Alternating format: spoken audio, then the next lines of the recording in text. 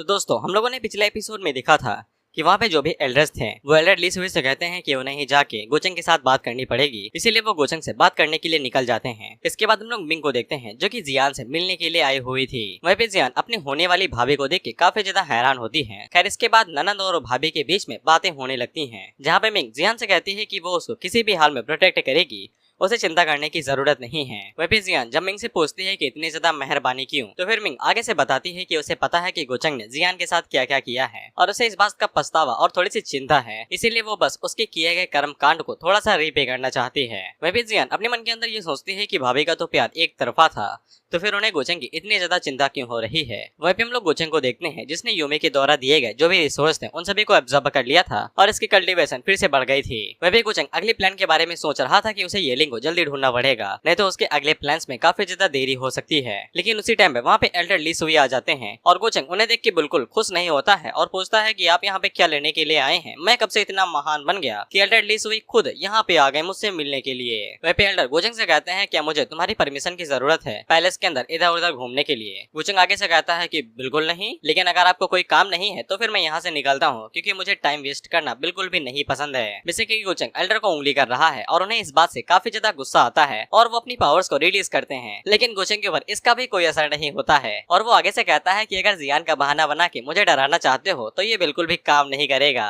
जिससे एल्डर को और ज्यादा गुस्सा आता है और वो और जोरों से चीखने लगते हैं। उसी टाइम पे जियान और मिंग वहाँ पे भागते हुए आते हैं और जियान गोचंग के ऊपर चिल्ला देती है, जिसपे गोचंग उसे कहता है कि तुम्हारी हिम्मत कैसे हुई मेरे ऊपर इस तरह से चिल्लाने की। अगर तुम मुझसे सच में बदला लेना चाहती हो तो सिर्फ अपनी कल्टीवेशन के ऊपर फोकस करो, ना कि किसी और चीज के ऊपर। वहीं पे एल्डर गोचंग से कहते हैं कि तुम्हें हमारी शर्त तो याद ही की होगी ना कि तुमने क्या शर्त लगाई थी। जिसपे गोचंग आगे से कहता है कि बेशक मुझे शर्त याद है, अगर मैं जियान को हरा देता हूँ तो फिर मुझे सक्सेसर की पोजीशन मिलेगी, लेकिन अभी ये बच्ची तो सिर्फ ड्यूक फेज पे ही है। ऐसा लगता है कि आप मुझे सक्सेसर बनाने के लिए कुछ ज्यादा ही उत्साहित हैं, या फिर आपके पास कोई दूसरा चारा ही नहीं है। जिससे एल्डर को बहुत ज्यादा गुस्सा आता है, लेकिन वो कुछ कर नहीं पाते हैं। इसके बाद गोचंग उनसे कहता है कि मेरी कुछ और डिमांड्स भी हैं। इस पे एल्डर को काफी ज्यादा गुस्सा आता है, लेकिन वो गोचंग के सामने अभी कुछ भी नहीं कर सकते थे, वो काफी ज्यादा मजबूर हैं। इसीलिए वो गोचंग की हर एक डिमांड को मान लेते हैं, यही सोचते हुए कि ये क्या ही कर लेगा। एल्डर इन सभी डिमांड के लिए मान जाते हैं, लेकिन गोचंग बहुत ज्यादा स्मार्ट था, इसीलिए वो आगे से कहता है कि जल्दी से दाव हाथ की कसम खाओ तभी मैं मानूंगा। जिसपे एल्डर गोचंग से कहते हैं तुम्हें क्या लगता है कि मैं तुमसे झूठ बोलूंगा। जिसपे गोचंग आगे से कहता है कि बिल्कुल मुझे आपके ऊपर तिनको भी भरोसा नहीं है। तो फिर एल्डर को वहाँ पे ना चाहते हुए भी कसम खानी पड़ती है कि अगर वो अपने वादे को तोड़ते हैं तो फिर वो हमेशा के लिए मारे जाएंगे। इसके बाद वो गुस्से में वहाँ से बाहर निकल जाते हैं। इसके बाद गोचंग वहाँ पे अपनी एनर्जी को रिलीज करते हुए जियान की तरफ देखता है, तो फिर मिंग जल्दी से आगे बढ़ के जियान के सामने आ जाती है उसे प्रोटेक्ट करने के लिए। लेकिन जियान मिंग से कहती है कि उसे प्रोटेक्शन की जरूरत नहीं है, वो आज यहाँ पे गोचंग के साथ जो भी पुरानी रंजिश है उसे आज के आज यहीं पे निपटा लेगी। जिसपे गोचंग आगे से कहता है कि यहीं पे निपटा लोगी, क्या तुम्हें सच में लगता है कि तुम मुझे छू भी सकती हो। जिसपे मिंग गोचंग के ऊपर अटैक करते हुए कहती है कि ये वो लोग बाद में देख लेंगे,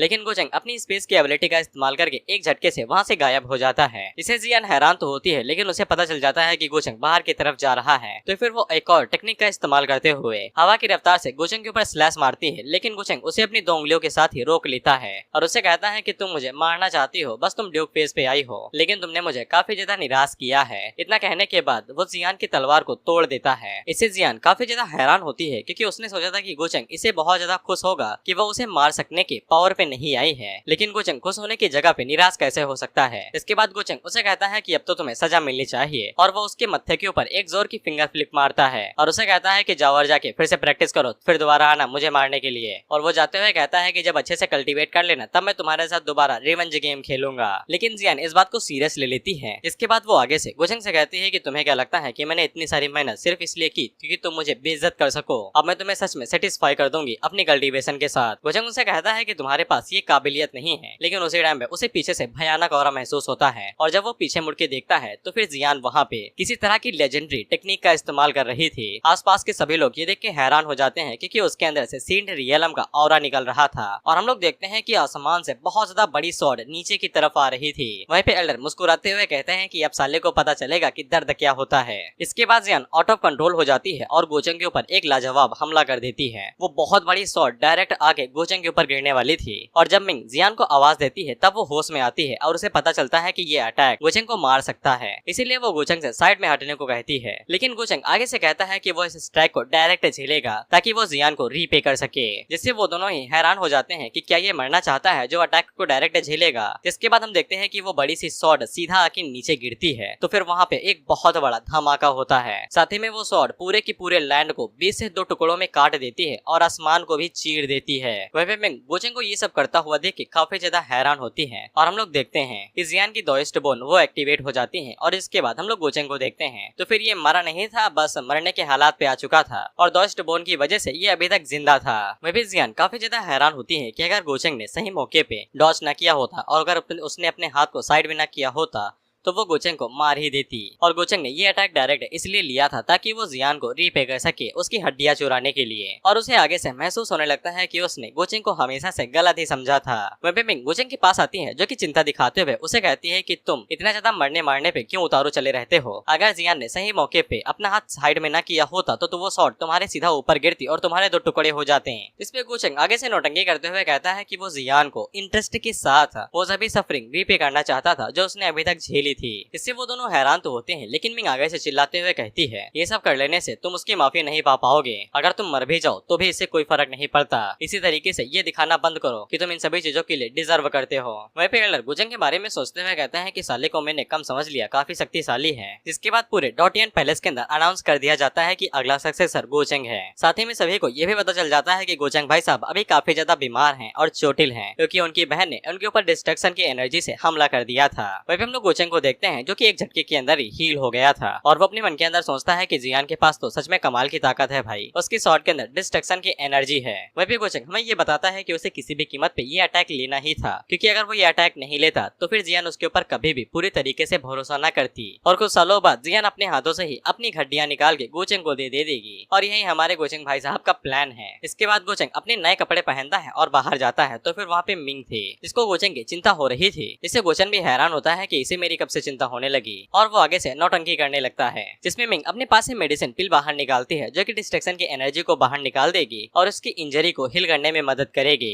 वह भी गोचेंग मिंग से पूछता है कि तुम्हें मेरी इतनी ज्यादा चिंता क्यों हो रही है। इस पे मिंग आगे से कहती है कि बस किसी को करनी चाहिए। इस पे गोचेंग कहता है कि अरे अरे। मिंग कहती है कि क्या अरे अरे। गोचेंग कहता है कि मैं तो एक हार्टलेस पर्सन हूँ ना, ये सब तो मेरे लिए बिल्कुल भी नॉर्मल नहीं होना चाहिए। इस पे मिंग उसे घूरते हुए कहती है कि तुम बिल्कुल हार्टलेस हो, तुम्हारा दिल पत्थर का बना हुआ है। इसके बाद वो गोचेंग को बताती है कि हेवनली पाथ ओपन ही होने वाला है, उसे नीचे जाके अलायंस को चेक करना चाहिए और चीजों को देखना चाहिए क्योंकि वो अभी यहाँ पे रिप्रेजेंटेटिव बना हुआ है। वह भी गोचेंग अपने मन के अंदर सोचता है कि मुझे मिंग को अपनी साइड पे करना ही पड़ेगा और वो अपने मन के अंदर सोचता है कि शायद से अब टाइम आ चुका है कि मुझे अपने असली सीक्रेट को इसे दिखा देना चाहिए। वह है कि गोचेंग के पास डिमोनिक हार्ट है और हाँ, मिंग को ये बात नहीं पता है कि गोचेंग के पास डिमोनिक हार्ट है क्योंकि पिछली लाइफ में डायरेक्ट असली वाले गोचेंग ने मार ही दिया था। इसके बाद हम लोग देखते हैं कि पूरे डॉटियन पैलेस के अंदर बातें चल रही थी जहाँ पे सभी लोग गोचेंग के सक्सेसर बनने की वजह से काफी ज्यादा हैरान थे। साथ ही में यहाँ पे ये भी अफवाह उड़ रही थी कि ये लिंग अब गोचेंग को चैलेंज करने वाला है कि उसने लैंग टियान को हरा दिया है तो अगला टारगेट गोचेंग को बनाने वाला है क्योंकि वे गोचेंग इंजर्ड है तो वो इसी बात का फायदा उठाना चाहता है। वहीं पे हम लोग लैंग टियान और लिली को देखते हैं जो कि गोचेंग से ये लिंग वाली चीजों को लेके माफी मांगते हैं क्योंकि उनके हारने के बाद ही वो डायरेक्ट गोचेंग के ऊपर अटैक करने के लिए आ रहा है। हालांकि गोचेंग आगे से कहता है कि क्या ही फर्क पड़ता है, बस एक टुकड़ा ही तो है वो। इसके बाद वो मिंग की तरफ देखते हुए कहता है कि आखिरकार उसके जैसे कैरेक्टर सिर्फ बेवकूफ ही तो होते हैं। वहीं पे लैंग टियान आगे से कहता है कि उसे लगता है कि ये लिंग के पास कोई ना कोई खास इनहेरिटेंस है जिसकी मदद से उसे गाइडेंस मिल रही है, नहीं तो वो कभी भी लैंग टियान की डिवाइन टेक्निक के खिलाफ नहीं जा पाता।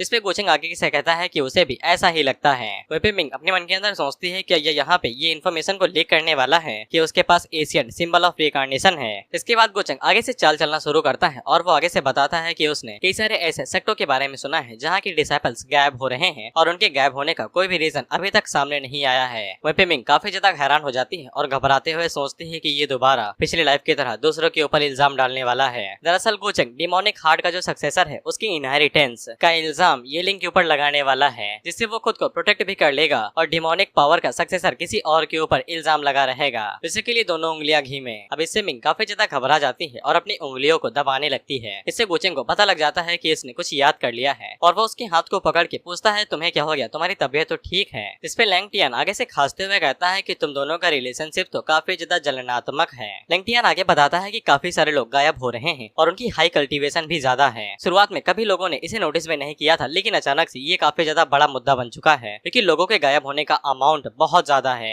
इसके बाद गोचंग लिली को कंट्रोल करते हुए वहाँ पे थोड़ी सी बातों को भड़का देता है, ये कहते हुए कि ये वहाँ पे लोगों के साथ साथ जो वहाँ पे एशियन क्रॉप्स थे वो भी गायब हो रहे हैं। इससे गोचंग को एक मौका मिल जाता है ये कहने का कि शायद ये सभी चीजें टाबू इनहेरिटेंस से जुड़ी हो सकती हैं। टाबू इनहेरिटेंस मतलब कि पाबंदित इनहेरिटेंस, यानी कि कोई गंदी चीज या फिर जिसको बड़े लोग मना करते हैं। और गोचंग टाबू कल्टीवेशन के बारे में बताते हुए कहता है कि कुछ ऐसी भी इनहेरिटेंस होती हैं जिनकी मदद से कुछ लोग एशियन क्रॉप्स की सोल से या फिर बॉडी को एब्जॉर्ब कर सकते हैं, जिससे वो अपनी खुद की कल्टीवेशन को काफी जल्दी बढ़ा सकते हैं। और गोचंग भाई साहब इस टेक्निक का इस्तेमाल खुद ही करते हैं। इससे लेंगटियान का शक येलिंग के ऊपर पड़ने लगता है और वो यही सोचता है कि येलिंग इसी टेक्निक का इस्तेमाल कर रहा होगा, तभी तो उसकी कल्टीवेशन इतनी ज्यादा बढ़ गई। जिससे गोचंग खुश हो जाता है क्योंकि वो यही चीज तो करना चाहता था। इसके बाद गोचंग लेंगटियान से कहता है कि हमें उसके ऊपर इन्वेस्टिगेट करना चाहिए क्योंकि उसके पास ना तो कोई बैकग्राउंड है और ना ही कोई रिसोर्स, और इतने कम टाइम के अंदर उसकी कल्टीवेशन को इस हद तक आगे बढ़ना बहुत ज्यादा रेयर है। जिसपे लेंगटियान और लिली वहाँ से जाते हुए कहते हैं कि वो इस मामले के ऊपर काफी अच्छी खासी रिपोर्ट बनाएंगे और इसके बारे में रिपोर्ट कर देंगे। इतना कहने के बाद वो दोनों वहाँ से चले जाते हैं। और एक और चीज, लिली जब से गोचंग के स्लेव बनी है तो वो गोचंग के बारे में ही सोचती रहती है। बेशक उसके प्यार हो गया है और वो जब भी गोचंग को किसी और औरत के साथ देखती है तो फिर उसे जलन होती है। उन दोनों की जाने के बाद मिंग गोचंग से कहती है कि तुम्हारे तरीके पहले की तरह ही बहुत ज्यादा कमीने हैं। गोचंग आगे से कहता है कि उन्हें येलिंग को मारना ही है, वैसे भी ऐसे न तैसे उसे मरना ही था। इसके बाद हम लोग बाइली और बाकी कुछ लोगों को देखते हैं और ये साथ एक साथ बैठ के प्रैक्टिस कर रहे थे। वही पे बाइली ही येलिंग को रिसोर्सेज देता है, इसीलिए वो काफी ज्यादा शुक्रिया बाइली को कहता है। लेकिन बाइली उसे कहता है कोई जरूरत नहीं है, हम दोनों तो जिगरी दोस्त हैं। इसके बाद वेलिंग यहाँ पे बाइली से कहता है कि मैंने सुना है कि भाभी जी ने गोचंग के खिलाफ जाके तुम्हारी रक्षा की थी, ये काफी कमाल की बात है। इस पे एक दूसरा बंदा कहता है कि बाइली भाई साहब काफी ज्यादा किस्मत वाले हैं जो उनको एक ऐसी बीवी मिली है जो किसी के सामने भी जा सकती है अपने होने वाले पति को बचाने के लिए। जिसपे बाइली भी आगे से हंसते हुए कहता है कि हाँ उसकी वाइफ है ये इतनी कमाल की, और वो उन लोगों को बताते हैं कि यूमी यहाँ पे उन लोगों से मिलने के लिए आ रही है, किसी को कोई दिक्कत तो नहीं है। जिसपे वो लोग कहते हैं कि उन्हें कोई दिक्कत नहीं है। वह पे ये लिंग जैसे ही ये बात सुनता है तो वो काफी ज्यादा खुश हो जाता है। बेसिकली सिटिया बात जो है, और हाँ ऐसे दोस्तों से दूर रहो, ये साले लड़ाई करवा सकते हैं क्योंकि ये साले चलती फिरती कोकेन है, कोकेन से कम नहीं है। और ये लिंग को इतना ज्यादा खुश देख के बाइली का थोड़ा सा मुंह बन जाता है। इसके बाद वो लोग वहाँ पे गोचंग के बारे में बात करने लगते हैं, जहाँ पे वो लोग बाइली से कहते हैं कि उसे ज्यादा चिंता करने की जरूरत नहीं है, वो गोचंग से ज्यादा शक्तिशाली है, वो बस एक बार ब्रेक थ्रू कर ले। जिसपे बाइली को भी पूरा यकीन था कि वो गोचंग को हरा सकता है। लेकिन इसी बीच बाइली येलिंग से पूछता है कि लेकिन तुमने गोचंग को चैलेंज क्यों किया। जिसपे येलिंग बताता है कि उसका एनिमी तो फिर वो उसका एनिमी हुआ, और खासकर उसके जो फियांसे है वो उसके पीछे है। जिसपे बाइली उसे पूछता है कि तुम कब से लड़कियों के पीछे जाने लगे। जिसपे येलिंग आगे से कहता है कि मैं उसके पीछे नहीं जाना चाहता था, लेकिन वो मेरे पीछे आ गई, इसीलिए मैं उसे आसानी के साथ छोड़ नहीं सकता हूँ। इसीलिए सबसे पहले उसके पति का नंबर आएगा, जिसके बाद उसका। उसी टाइम पे वहाँ पे यूमी आ जाती है और ये लिंग यूमी को देख के काफी ज्यादा खुश हो जाता है। जिसके बाद यूमी बाइले के पीछे बाइले के बगल में बैठ जाती है और उनके साथ बात करने लगती है, जहाँ पे वो बताते हैं कि गोचंग किसी काम से बाहर चला गया था, इसलिए यूमी को मौका मिल गया और वो उनसे मिलने के लिए चली आई, नहीं तो उसके पास मौका ही ना होता। जिसपे ये लिंग आगे से कहता है कि उसे चिंता करने की जरूरत नहीं है, वो गोचंग को चैलेंज करने के लिए जा रहा है, और जब तक ये लिंग यहाँ पे है उसे किसी भी चीज की चिंता करने की जरूरत नहीं है, कोई भी उसे बुली नहीं कर सकता है। जिसपे यूमी भी काफी खुश होती है और कहती है कि वाओ तुम तो बहुत ज्यादा कमाल की हो। खैर इसके बाद वो दोनों इसी तरीके से एक दूसरे से हंसी मजाक करने लगते हैं और ये लिंग आगे बढ़ के यूमी के लिए पौवा भी बनाता है। इससे बाइली को काफी ज्यादा गुस्सा आता है क्योंकि वो उन दोनों को इस तरह से हल से खेलते देख नहीं पा रहा था, इसीलिए वो ये लिंग से कहता है कि वो कुछ ज्यादा ही कर रहा है। जिसपे ये लिंग को समझ में आ जाता है कि अब कटने का टाइम आ चुका है, इसलिए वो जल्दी से वहाँ से खिसक लेता है और अपने मन के अंदर सोचता है कि पता नहीं उसे क्या हो गया, बस मैंने उसे थोड़ी सी बातें ही तो की थी। उन लोगों के जाने के बाद यूमी भी लगी हुई आग को और भड़का देती है, ये कहते हुए कि येलिंग के पास कुछ अलग ही एजेंडा है, इसीलिए उन लोगों को उसे सतर्क रहना चाहिए और उसके ऊपर वो लोग ज्यादा भरोसा नहीं कर सकते हैं। जिसपे बाइली उसे पूछता है कि उसने ऐसा क्यों बोला, तो फिर यूमी आगे से बताती है कि उन्हें येलिंग के ऊपर ज्यादा भरोसा नहीं करना चाहिए क्योंकि वो लगातार यूमी की तरफ घूर रहा था, यहाँ तक कि उसने यूमी के लिए पौवा भी बनाया और ऊपर से वो उसकी चेस्ट की तरफ भी देखे जा रहा था। इतने से ही बाइली का खून उबल बैठता है और वो काफी ज्यादा गुस्सा हो जाता है येलिंग येलिंग के ऊपर और वो फैसला कर लेता है कि अब वो येलिंग से कोई भी रिश्ता नहीं रखेगा। हालांकि यूमी उसे कहती है कि उसे अच्छे से पता है कि बाइली को उसकी साइड पे अभी कुछ लोगों की जरूरत है, इसीलिए वो इतना सब सह ही सकती है। लेकिन बाइली को ये बिल्कुल भी मंजूर नहीं था और वो येलिंग के साथ सभी रिश्ते खत्म कर लेता है। खैर इसके बाद यूमी वहाँ से जा रही थी, लेकिन आज उसके पास कोई भी काम नहीं था, तो फिर वो बाइली को बता के जाती है कि आज वो लोग रात में वो कर सकते हैं और वो बाइली को इनडायरेक्टली मैसेज देके वहाँ से निकल जाती है और बाहर आने के बाद सोचती है कि फिर से मछली ने चारा पकड़ लिया है। वहीं पे गोचेंग के पास सिस्टम की तरफ से नोटिफिकेशन आता है कि करण अर्जुन एक दूसरे के जानी दुश्मन बन चुके हैं, उनके रिश्ते में खटास आ चुकी है, इसीलिए गोचेंग को भर भर के पॉइंट मिलते हैं। वहीं पे गोचेंग अपने मन के अंदर सोचता है भाईचारा ऑन टॉप, एक लड़की के सामने टिक नहीं सका। इसके बाद गोचेंग मिंग को बताता है कि वो किसी काम से बाहर जा रहा है। वहीं पे मिंग को समझ में आ जाता है कि गोचेंग भाई साहब अपने मिशन को पूरा करने के लिए जा रहे हैं, लेकिन उन्हें अच्छे से पता था कि ये लिंग अभी काफी ज्यादा शक्तिशाली है और उसके पास कई सारे ट्रम्प कार्ड्स हैं और गोचेंग के लिए अभी तो उसको मार पाना बिल्कुल इम्पॉसिबल होगा अगर वो अपनी सीक्रेट्स को रिवील नहीं करता है। खैर वहीं पे मिंग को गोचेंग की बिल्कुल भी चिंता नहीं थी, क्योंकि उसे अच्छे से पता था कि गोचेंग जैसा कीचड़ आदमी किसी भी हद तक जा सकता है जीतने के लिए। वहीं पे हम लोग येलिंग को देखते हैं जो कि अपनी लॉकेट से बात कर रहा था कि मैंने तो बस यूमे के ऊपर 2-3 लाइनें ही मारी थी, पता नहीं बाइली को इतना ज्यादा गुस्सा क्यों आ गया। जिसपे लॉकेट उसे कहता है कि दूसरी की बीवी के ऊपर नजर डालोगे तो फिर वो बंदा गुस्सा ही करेगा ना, पिछली बार भी तुम इसी चक्कर से मुंह की खाए थे। खैर उसी टाइम पे येलिंग को वहाँ पे गोचेंग दिखाई देता है। हालांकि गोचेंग उसे कुछ भी नहीं करता है और उसे कहता है कि हम लोग बाद में मिलेंगे। वहीं पे येलिंग को पता था कि गोचेंग की कल्टीवेशन इतनी ज्यादा नहीं है, लेकिन उसका जो ऑरा था वो बहुत ज्यादा खतरनाक था, इसीलिए येलिंग को सांस लेने में भी तकलीफ होने लगती है। खैर वो इस चीज से बचा नहीं था कि उसी टाइम पे दूसरी मुसीबत आ जाती है। एल्डर मिंग बाहर निकलते हैं और वो डायरेक्ट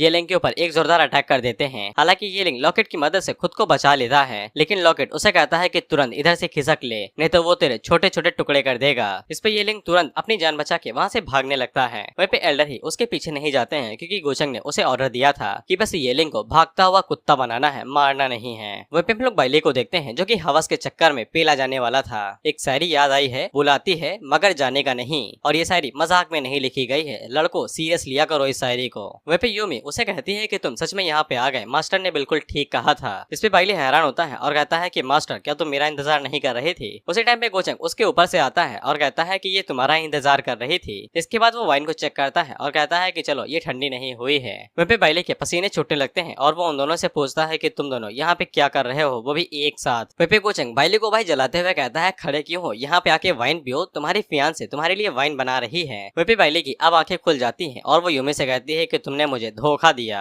जिस पर यूमी उसे कहती है कि वाइन पियो, ज्यादा मत सोचो। इस पे बाइली आगे से पूछता है कि मैंने तो तुम्हें हमेशा काफी अच्छे से ट्रीट किया, तो फिर ये धोखा क्यों। वहीं पे गोचेंग बाइली से कहता है कि मुझे पता चला कि तुम मुझे मारना चाहते थे, इसीलिए मैंने यूमी के जरिए तुम्हें मौका देने के बारे में सोचा। तुम्हें तो खुश होना चाहिए कि यूमी की वजह से तुम्हें प्राइवेट में मुझसे मिलने का मौका मिल रहा है, तो फिर खड़े क्यों हो, आओ आगे अटैक करो। लेकिन बाइली को अभी भी यूमी के ऊपर पूरा विश्वास था कि वो उसे धोखा नहीं दे सकती है और वो गोचेंग से कहता है कि तुमने यूमी को जरूर मजबूर किया होगा, लेकिन मैं कभी भी तुम्हारा मकसद इतनी आसानी के साथ तो पूरा नहीं होने दूंगा। इस पे गोचेंग आगे से कहता है कि मेरी जान, जब मुझे कुछ पाना होता है तो फिर मैं छोटे मोटे तरीकों का इस्तेमाल नहीं करता हूँ। वहीं पे यूमी भी बाइली की आंखें इस बार पकड़ के खोल देती है, ये कहते हुए कि तुम गोचेंग के पैर के जूते के बराबर भी नहीं हो, तो फिर मुझे तुम्हारे लिए फीलिंग क्यों ही होंगी। इससे बाइली का दिल टुकड़ों में टूट जाता है। और इसी के बाद गोलिंग वहाँ पे अपना बैरियर एक्टिवेट कर देता है और बाइली से कहता है कि माफ कर दे, लेकिन तेरे गार्डियंस अब यहाँ पे पहुँच नहीं पाएंगे। नीदरवर्ल्ड का रास्ता काफी ज्यादा दूर है, इसीलिए मैं थोड़ी सी वाइन का इस्तेमाल करूंगा तुम्हें सही सलामत वहाँ पे भेजने के लिए। बाइली के आगे से पसीने छूटने लगते हैं और वो गोचेंग से कहता है कि तुम मेरा एक बाल भी नहीं उखाड़ सकते हो, पूरा व्हाइट टाइगर क्लैन मेरे पीछे है। गोचेंग आगे से कहता है कि अगर मुझे तुझे मारना ना होता तो मैं यहाँ पे बुलाता है क्यों, रात के टाइम पे मुजरा करने के लिए,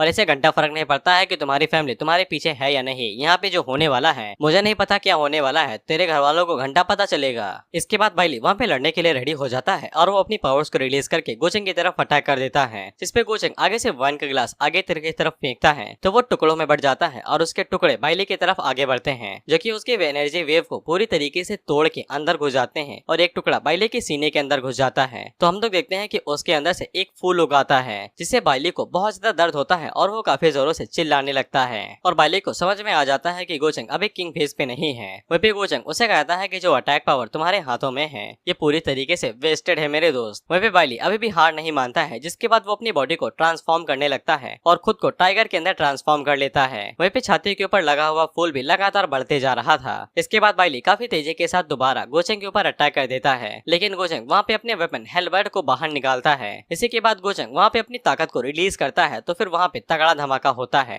और गोचेंग की ताकत के ऑरा की वजह से ही बाइली पूरी तरीके से घायल हो जाता है। इसके बाद गोचेंग बाइली को गले से पकड़ लेता है और उससे कहता है कि मरने ही वाले हो तो फिर इतना ज्यादा रेजिस्ट क्यों कर रहे हो। जिसके बाद हम लोग देखते हैं कि उस फूल के अंदर से कई सारी बेलें बाहर निकलती हैं जिनके अंदर जादुई मटका लगा हुआ था जो कि बाइली की एनर्जी को अपने अंदर डिवोवर करने लगती हैं और कुछ ही देर में वो पूरी एनर्जी को डिवोवर कर लेती हैं तो बाइली धमाके से नीचे आके गिरता है। वहीं पे गोचेंग हमें बताता है कि इस चीज का नाम जंजिंग सोर्स है जो कि उसकी एनर्जी और फोर्स को ज्यादा बढ़ाता है, यानी कि बाइली के पास जंजिंग सोर्स नाम की कोई टेक्निक या फिर एनर्जी थी जो कि अब गोचेंग के पास आ चुकी है। वहीं पे यूमी गोचेंग से पूछती है क्या वो लोग ग्लास को ठिकाने लगाने वाले हैं, जिसपे गोचेंग बताता है कि नहीं, अभी भी हमें बॉडी की काफी ज्यादा जरूरत है। इसके बाद वो यूमी से कहता है कि पूरा इलाका साफ कर दो और कुछ भी पता नहीं चलना चाहिए। इसके बाद अगला सीन 2-3 घंटे बाद का होता है तो हम लोग देखते हैं कि यूमी के पास बाइली की सेक्ट की तरफ से 3 एल्डर्स आते हैं जो कि उससे पूछते हैं क्या उसने बाइली को देखा। इस पर यूमी आगे से बता देती है कि वो यहाँ पे आया ही नहीं है, लेकिन उसने सुना था कि वो येलिंग से मिलने के लिए जा रहा है। जिसपे उन लोगों को बाइली की अभी भी चिंता हो रही थी क्योंकि बाइली के पास भले ही कितने ही वेपन और कितनी ही कल्टीवेशन क्यों ना हो, लेकिन येलिंग की कल्टीवेशन काफी ज्यादा अजीब है और उन्हें बाइली की चिंता होने लगती है। जिसके बाद वो लोग बाइली को ढूंढने के लिए वहाँ से निकलने लगते हैं क्योंकि बाइली का अभी कोई अता पता नहीं था क्योंकि अटैक होने के बाद वो दुम दबा के इधर उधर ही भाग रहा था। वहीं पे यूमी को समझ में आ जाता है कि गोचेंग ने इसीलिए बॉडी को ठिकाने लगाने के लिए बोला था क्योंकि उसने सारी सिचुएशन पहले ही भांप ली थी। जिसके बाद हम लोग मिंग को देखते हैं जिसके पीछे से 2 हाथ आते हैं जो कि और किसी नहीं इस कमीने गोचेंग के थे। वहीं पे यूमी गोचेंग से कहती है कि तुमसे लोमड़ी की बदबू आ रही है, कहाँ पे गए हुए थे। सच में मिंग गोचेंग के लिए परफेक्ट वाइफ है, सूंघ के बता दिया कहाँ पे गया हुआ था। वहीं पे गोचेंग मिंग की मजे लेते हुए कहता है कि तुम्हें तो मेरी खुशबू भी याद है, मैंने सोचा भी नहीं था। खैर गोचेंग मिंग को यूमी के बारे में नहीं बताता है क्योंकि वो उन दोनों का रिलेशनशिप अभी एक्सपोज नहीं करना चाहता था। तो फिर मिंग गुस्से में वहाँ से जाने लगती है तो फिर गोचेंग उसे इनडायरेक्टली बता ही देता है कि तुम मेरे बारे में अच्छे से जानती हो। इससे मिंग को समझ में आ जाता है कि गोचेंग के लिए औरतें बस एक मोहरे की तरह हैं। लेकिन मिंग को जेलसी हो रही थी, वो इस बात को छुपा नहीं पाती है, इसीलिए वो ये कहती है कि मैं अपने अलावा किसी भी औरत को तुम्हारे करीब नहीं जाने दूंगी और न ही उसे हर्ट करने दूंगी जब तक मैं अपनी पिछली लाइफ का हिसाब किताब बराबर नहीं कर लेती हूँ। इसके बाद हम लोग व्हाइट टाइगर क्लैन के लीडर को देखते हैं और उन्हें जैसे ही पता चलता है कि उनका बेटा बलि चढ़ चुका है तो उन्हें काफी ज्यादा गुस्सा आता है। खैर इसके बाद हम लोग बैली के खानदान को देखते हैं जो कि अपने पास से ब्लड एसेंस को बाहर निकालते हैं। बेसिकली डीएनए टेस्ट हो रखा था, इसकी मदद से इन लोगों को बाइली की बॉडी मिल जाती है जिसके हालात बिल्कुल ज्यादा खराब थे। बेसिकली सूंघ के कांटा हो रखी थी और साथ ही में बॉडी के पास कुछ ऐसी चीजें मिलती हैं जिससे ये शक क्लियर हो जाता है कि येलिंग ने ही बाइली को मारा है। इसके बाद हम लोग येलिंग को देखते हैं जो इसी बारे में सोच रहा था कि कोई तो हमारे खिलाफ साला कुछ ना कुछ करने के बारे में सोच ही रहा है और उसी टाइम पे पूरी दुनिया के अंदर ये मैसेज भिजवाया जाता है कि व्हाइट टाइगर क्लैन का जो हेड सक्सेसर था वो मारा जा चुका है और उसकी मौत के पीछे येलिंग का हाथ है। और सभी लोगों को बताया जाता है कि जो भी येलिंग को लेकर कोई भी इन्फॉर्मेशन देता है या ढूंढ के लाता है तो फिर उसे बहुत ज्यादा पैसे दिए जाएंगे और डायरेक्ट व्हाइट टाइगर क्लैन के अंदर एडमिशन मिलेगा। वह भी येलिंग के तो पैरों तले जमीन खिसक जाती है यही सोच के कि ब्रदर बाइली मारा गया और वह भी मैंने उसे मारा। खैर इसके बाद येलिंग का शक यकीन में बदल जाता है कि कोई तो उनके खिलाफ साजिश कर रहा है। वह भी येलिंग का लॉकेट भी अगर गवाह बनता है तो भी ये लोग कुछ उखाड़ नहीं सकते हैं और साथ ही में येलिंग की ये बात भी एक्सपोज हो सकती थी कि वो रिकार्नेटेड सुप्रीम मास्टर है। अबे के लिए लॉकेट उसे सबसे अच्छी सलाह देता है कि उसे अभी चुपके ही रहना चाहिए और अंडरग्राउंड हो जाना चाहिए जब तक वो लोग ताकतवर नहीं हो जाते हैं और खुद की इनोसेंस साबित करने के लिए कोई सबूत नहीं होता है। इसके बाद अगला सीन कुछ दिनों के बाद का होता है और हम लोग देखते हैं कि गोचेंग को ऑफिशियली दाओटियन इमोर्टल पैलेस का सक्सेसर बना दिया जाता है। वहीं पे पैलेस के जो लीडर या फिर जो भी हो वो गोचेंग को बधाई देते हैं सक्सेसर बनने के लिए। खैर इसके बाद दाओटियन पैलेस के जो लीडर थे वो गोचेंग को एक खास वेपन भी देते हैं जो कि डिवाइन वेपन था, gold finish wing Tang, basically कलम था। वह भी गोचेंग पूरी सभा के सामने उड़ते हुए कहता है क्योंकि वो सक्सेसर बन चुका है तो फिर यंगर जनरेशन के अंदर जो भी लोग हैं वो उससे एडवाइस ले सकते हैं। उन्हीं लोगों के बीच में हम लोग जियान को देखते हैं जो कि इस बात को देख के हैरान हो गए थे कि ये इतनी खतरनाक स्ट्राइक लगने के बावजूद इतनी जल्दी हील भी हो गया। वह भी गोचेंग जियान के ऊपर बिल्कुल भी ध्यान नहीं दे रहा था, इसीलिए जियान को काफी ज्यादा गुस्सा आ रहा था कि अकेले में वो जियान से बहुत ज्यादा बात करता है लेकिन पब्लिक के बीच में वो उसे पूरी तरीके से इग्नोर कर रहा है। इसके बाद वो कुछ बोलने के लिए जा ही रहे थे कि उसी टाइम पे वहाँ पे एक बंदा था जो कि रॉक क्लैन की तरफ से था और इसका नाम पेंगफई है और ये गोचेंग को बधाई देता है और उसे मस्का लगाते हुए कहता है कि गोचेंग उनकी जनरेशन के लिए किसी रोल मॉडल से कम नहीं है। वहीं पे एक लड़की थी जो कि फिर से जियान को पुश कर देती है और ये वर्कमिलियन बट क्लैन की तरफ से ची लियांग और वो गोचेंग से डिमोनिक सक्सेसर की पावर के बारे में पूछ रही थी। इसमें गोचेंग आगे से साफ कहता है कि ये बात तो बिल्कुल साफ है कि डिमोनिक सक्सेसर को पकड़ के कूट देना चाहिए और हर किसी के पास हक है कि वो लोग डिमोनिक सक्सेसर को पीट सकते हैं। वह भी ची लियांग यहाँ पे येलिंग की तरफ से थी, यानी कि उन दोनों का कुछ तो भिड़ा उड़ा हुआ है, इसीलिए वो यहाँ पे डिमोनिक सक्सेसर की असली पहचान जानना चाहती थी ताकि वो येलिंग के ऊपर से डिमोनिक सक्सेसर के थप्पे को हटा सके। वह भी गोचेंग ची लियांग चिलियांग को बिल्कुल भी बहस को जीतने नहीं देता है और वो थप्पे को लगाए रखने के लिए किसी भी हद तक चला जाता है। वह भी बाकी लोग भी वो भी येलिंग को डिमोनिक सक्सेसर समझ रहे थे। हालांकि चिलियांग उनसे यही कहती है कि उन्हें एक बार दोबारा चेक कर लेना चाहिए, क्योंकि वो लोग बिना सबूत के किसी को भी डिमोनिक सक्सेसर नहीं बना सकते हैं, नहीं तो चक्कर में किसी इनोसेंट की भी जान जा सकती है। वह भी पेंगफेई चिलियांग से कहता है क्योंकि तुम येलिंग को काफी टाइम से जानती हो, इसीलिए तुम उसके लिए स्टैंड ले रही हो। वह भी गोचंग चिलियांग के बारे में जान के हैरान होता है, क्योंकि उसे ये नहीं पता था कि येलिंग और चिलियांग दोनों एक दूसरे को काफी टाइम से ज्यादा जानते हैं। वह भी गोचंग मन के अंदर सोचता है कि शायद से अब शतरंज के अंदर एक और प्यादा लगाना पड़ेगा। और एक और चीज, डिमोनिक सक्सेसर हर जनरेशन के अंदर एक ना एक बार आता ही है, या फिर वो रिबॉर्न होता है, रिकार्नेट होता है, और उसकी पावर नॉर्मल कल्टीवेटर से मुकाबले में काफी ज्यादा होती है। इसी के लिए टेक्निक्स और बाकी सभी चीजें रहती हैं। एग्जाम्पल के लिए कोचिंग को देख ही सकते हो, महाशक्तिशाली है। इसके बाद सभी लोग चिलियांग की तरफ ही उंगली उठाने लगते हैं, लेकिन गोचंग सभी टाइम पे आगे बढ़ता है और सभी लोगों से कहता है कि अगर मामला डिमोनिक सक्सेसर का है तो फिर उन्हें और ज्यादा इन्वेस्टिगेट करना चाहिए, क्योंकि डिमोनिक सक्सेसर के मामले को वो लोग ऐसे ही हल्के में नहीं ले सकते हैं। और अगर येलिंग गलती से डिमोनिक सक्सेसर नहीं निकलता है तो फिर उन्हें काफी ज्यादा नुकसान हो सकता है। और क्योंकि गोचंग ने कह दिया तो फिर सभी लोग उसकी बात मान जाते हैं और वो लोग और ज्यादा एविडेंस को इकट्ठा करना शुरू कर देते हैं। वहीं पे गोचंग ने ये सब कुछ बस थोड़ा सा टाइम निकालने के लिए किया था, क्योंकि वो इतने टाइम के अंदर अपनी कल्टीवेशन को बढ़ा सकता था। और साथ ही में यहाँ पे इमोर्टल एशियन कॉन्टिनेंट भी ओपन होने वाला है और गोचंग वहाँ से एशियन क्रॉप्स को भी निकाल सकता है। और तुम्हें तो पता ही है कि गोचंग लाशों के साथ क्या करता है, और लगे हाथ तो इमोर्टल स्पिरिट भी बॉर्न होने वाली है। वह भी चिलियांग गोचंग से कहती है कि मदद करने के लिए शुक्रिया, और वो गोचंग से पूछती है क्या तुम मुझे आसपास का इलाका घुमा सकते हो। इसके लिए गोचंग तो मान ही जाता है, क्योंकि नया प्यादा तो चाहिए। और उन्हीं के पीछे हम लोग जियान को देखते हैं, जिसको कम्प्लीटली इग्नोर किया जा रहा था गोचंग और ऑथर दोनों की तरफ से।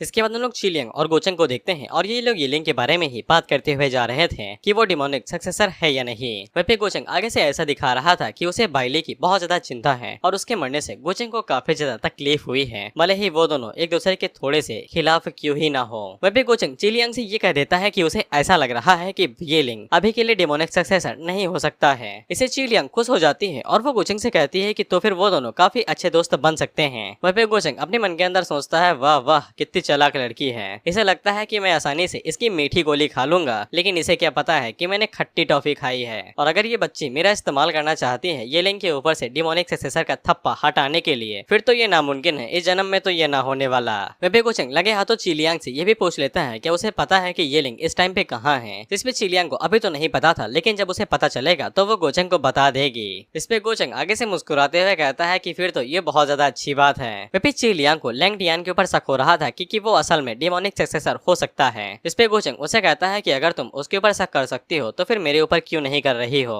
जिसपे चिलियांग आगे से साफ मना कर देती है, क्योंकि वो कहती है कि गोचंग का स्टेटस और उसकी फ्यूचर अचीवमेंट्स बहुत ज्यादा है और लिमिटलेस है, इसलिए उसके पास डिमोनिक पावर हो ही नहीं सकती है। वैसे के लिए उसे डिमोनिक पावर की जरूरत ही क्या है। वह भी लैंग डियान की पावर काफी ज्यादा कम है और उन दोनों को ही एशियन एम्परर माना जाता है, लेकिन उनके बीच में काफी ज्यादा गैप बढ़ता जा रहा है। इसीलिए लैंग डियान शायद से डिमोनिक पावर की एडवांटेज लेना चाहता हो गोचंग को पीछे छोड़ने के लिए, लेकिन चिलियांग को अभी सिर्फ शक है, कोई सबूत नहीं है। वह पे उन दोनों के सामने मिंग आ जाती है, जो कि गोचंग को चिलियांग के साथ देख के बिल्कुल भी खुश नहीं थी। इस पे गोचंग कहता है कि पता नहीं आजकल ये कुछ ज्यादा ही भड़की रह रही है। तो फिर चिलियांग गोचंग से विदाई लेती है और तुरंत उधर से खिसक लेती है। वह भी चिलियांग येलिंग के बारे में सोचते हुए कहती है कि मैं तेरी खातिर सब कुछ कर रही हूँ, बस किसी भी कीमत पे पकड़े मत जाना। वह भी गोचंग सोचता है कि तुम अभी भी दूध पीती बच्ची हो, दूसरों के ऊपर इल्जाम लगाने के लिए थोड़ा सा और कसरत करके आना। इसके बाद गोचंग अपनी बीवी के पास जाता है और उसे पूछता है, बाबू तुम्हें क्या हो गया, तुम इतना ज्यादा गुस्से में क्यों हो। जिसपे मिंग उसके हाथ को पीछे झटक देती है और उसे कहती है कि अगर तुम मुझे नहीं बताओगे कि कल रात की लोमड़ी कौन थी तो फिर मुझे छूने के बारे में सोचना भी नहीं।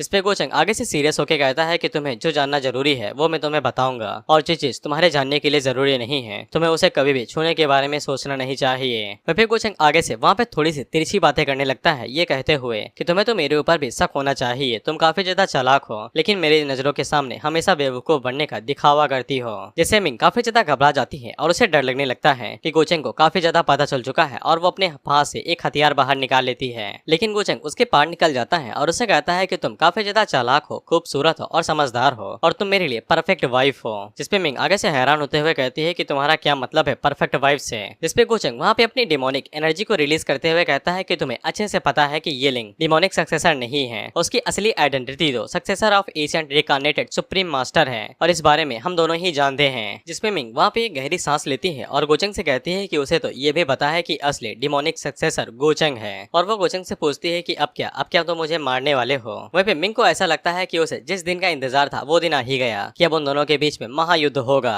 वहीं पे गोचंग आगे से हंसते हुए कहता है कि अगर तुम्हें ये सब पहले से ही पता था तो फिर तुम्हें नाटक करने की क्या ही जरूरत थी। वैसे भी डिमोनिक पावर बहुत ज्यादा सीरियस मैटर है, अगर इसके बारे में किसी को पता चलता है तो गोचंग डायरेक्ट हल्की गहराइयों में डूब जाएगा और मिंग को मार देने से गोचंग को काफी ज्यादा फायदा होगा और उसे काफी ज्यादा ट्रबल से छुटकारा मिल जाएगा। इसपे मिंग गोचंग से कहती है कि इंतजार किस बात का है, कर दो हमला। इसपे गोचंग आगे से कहता है क्या तुम्हें सच में लगता है कि वो रियोनिक डैगर तुम्हें बचा सकता है। इसके बाद गोचंग वहाँ पे अपनी एनर्जी को और ज्यादा बढ़ाता है और एक झटके में मिंग के हाथ को पकड़ के उसका डैगर नीचे गिरा देता है। इसके बाद वो तेजी से मिंग की तरफ आगे बढ़ने लगता है। मिंग को गोचंग को देख के वो सीन याद आ जाता है जब उसका पिछला पति उसके ऊपर अटैक करने के लिए आगे बढ़ रहा था और वो मन के अंदर मान ही लेती है कि आखिर में कुछ भी नहीं बदला और वो दोबारा यहाँ पे मारी जाने वाली है। लेकिन हमारा गोचंग जो रिकार्नेट हुआ है वो मिंग को गले लगा लेता है और उससे माफी मांगता है, ये चीज उसे काफी टाइम तक छुपाने के लिए। और वो मिंग को अपनी बातों के अंदर फंसाते हुए कहता है कि डिमोनिक पावर बहुत ज्यादा सीरियस मैटर है और उसे हमेशा से डर लगा रहता था कि अगर ये बात उसे पता चल जाती है तो वो भी इसे इफेक्ट हो सकती है। लेकिन अब गोचंग इस चीज को उसके साथ साफ साफ बात कर सकता है और अपने दिल के दर्द और बोझ को कम कर सकता है। वहीं पे गोचंग मिंग को और ज्यादा टाइटली हक कर लेता है। वहीं पे सिस्टम गोचंग को बताता है कि मिंग की मेंटेलिटी अब पूरी तरीके से बदल रही है, इसीलिए गोचंग को पॉइंट मिलने लगते हैं। वहीं पे गोचंग अपने मन के अंदर सोचता है कि मेरी वाइफ को बस प्यारे प्यारे शब्द सुनने में मजा आता है। इसके बाद मिंग गोचंग को पीछे कर देती है और उसे कहती है कि अगर तुम मुझे मारोगे नहीं तो फिर क्या तुम्हें डर नहीं लगता है कि मैं तुम्हारे सीक्रेट के बारे में बता सकती हूँ। इस पे गोचंग आगे से कहता है कि तुम्हें मार देने से फायदा तो बहुत होगा लेकिन मैं तुम्हें मार नहीं सकता हूँ। अगर ये तुम सच में करना चाहती हो, मेरे सीक्रेट के बारे में बताना चाहती हो, तो फिर मैं खुद को बस बदनसीब समझूंगा कि मेरी शादी तुम्हारे साथ हो गई। इसमें मिंग आगे से कहती है कि हमारी शादी नहीं हुई है और ना ही मैं तुम्हारी बीवी हूँ। वहीं पे मिंग अपने मन के अंदर सोचती है कि पास्ट लाइफ के दौरान तुम तो बहुत ज्यादा कमीने थे और अब तक तो तुमने मुझे मार दिया होता, तुम ऐसा कैसे कह सकते हो कि तुम मुझे मार नहीं सकते हो। और वो अपने मन के अंदर सोचती है कि अगर ये मुझे मार देता है तो फिर इसके प्लान के अंदर कोई भी लूप होल नहीं रहेगा। खैर इसके बाद गोचंग मिंग के सवाल का जवाब देता है कि हम अभी तक शादीशुदा नहीं है, तो गोचंग उससे कहता है कि हम पहले ही एक दूसरे से मिल चुके हैं और तुम मेरी पहले ही बन चुकी हो। इसके बाद वो अपने पास से वही डिवाइन वेपन बाहर निकालता है जो कि डॉटियन पैलेस की तरफ से गिफ्ट में मिला था और वो मिंग को ये डैगर गिफ्ट करते हुए कहता है कि अगर तुम मुझे सच में मारना चाहती हो तो फिर तुम्हारे पास कम से कम इस लेवल का तो वेपन होना ही चाहिए। वहीं पे मिंग उस वेपन को अपने पास रख लेती है और अपने मन के अंदर सोचती है कि ये अचानक से इतना दयावान और इतना ज्यादा प्यारा कैसे बन रहा है। इसके बाद हम लोग व्हाइट टाइगर क्लैन वालों को देखते हैं जो कि येलिंग का पोस्टर लेके गली गली में उसे ढूंढ रहे थे। इसके बाद हम लोग येलिंग को देखते हैं जिसने एक सेल के अंदर खुद को लॉक कर लिया था, इसीलिए वो लोग उसे डिटेक्ट नहीं कर सकते थे। इसके बाद लॉकेट वाला बंदा और येलिंग दोनों अपना दिमाग वहाँ पे घोड़े की तरह दौड़ाने लगते हैं और उन्हें धीरे धीरे करके समझ में आने लगता है कि मिंग ने उसके ऊपर अटैक किया था और मिंग का होने वाला पति गोचंग है और उसके ऊपर अटैक होने से पहले गोचंग उसे मिला भी था। इसके बाद येलिंग को ऐसा लगने लगता है कि गोचंग और मिंग ने एक साथ मिलकर हाथ मिला लिया है और उन दोनों ने येलिंग को फंसा दिया है। वहीं पे लॉकेट अपने तरीके से येलिंग को बताता है कि ये भी तो हो सकता है कि गोचंग असल में डिमोनिक पावर का इनहेरिटर हो और वही असल में डिमोनिक सक्सेसर हो। यहाँ तक कि डॉटियन इमॉर्टल पैलेस को भी उसके बारे में ये नहीं पता है और अगर ये बात किसी को भी पता चल जाती है तो फिर पूरा का पूरा अपर रियलम ही झटके में आ सकता है। वहीं पे येलिंग आगे से कहता है कि उसने कई सारी चीजों को झेला है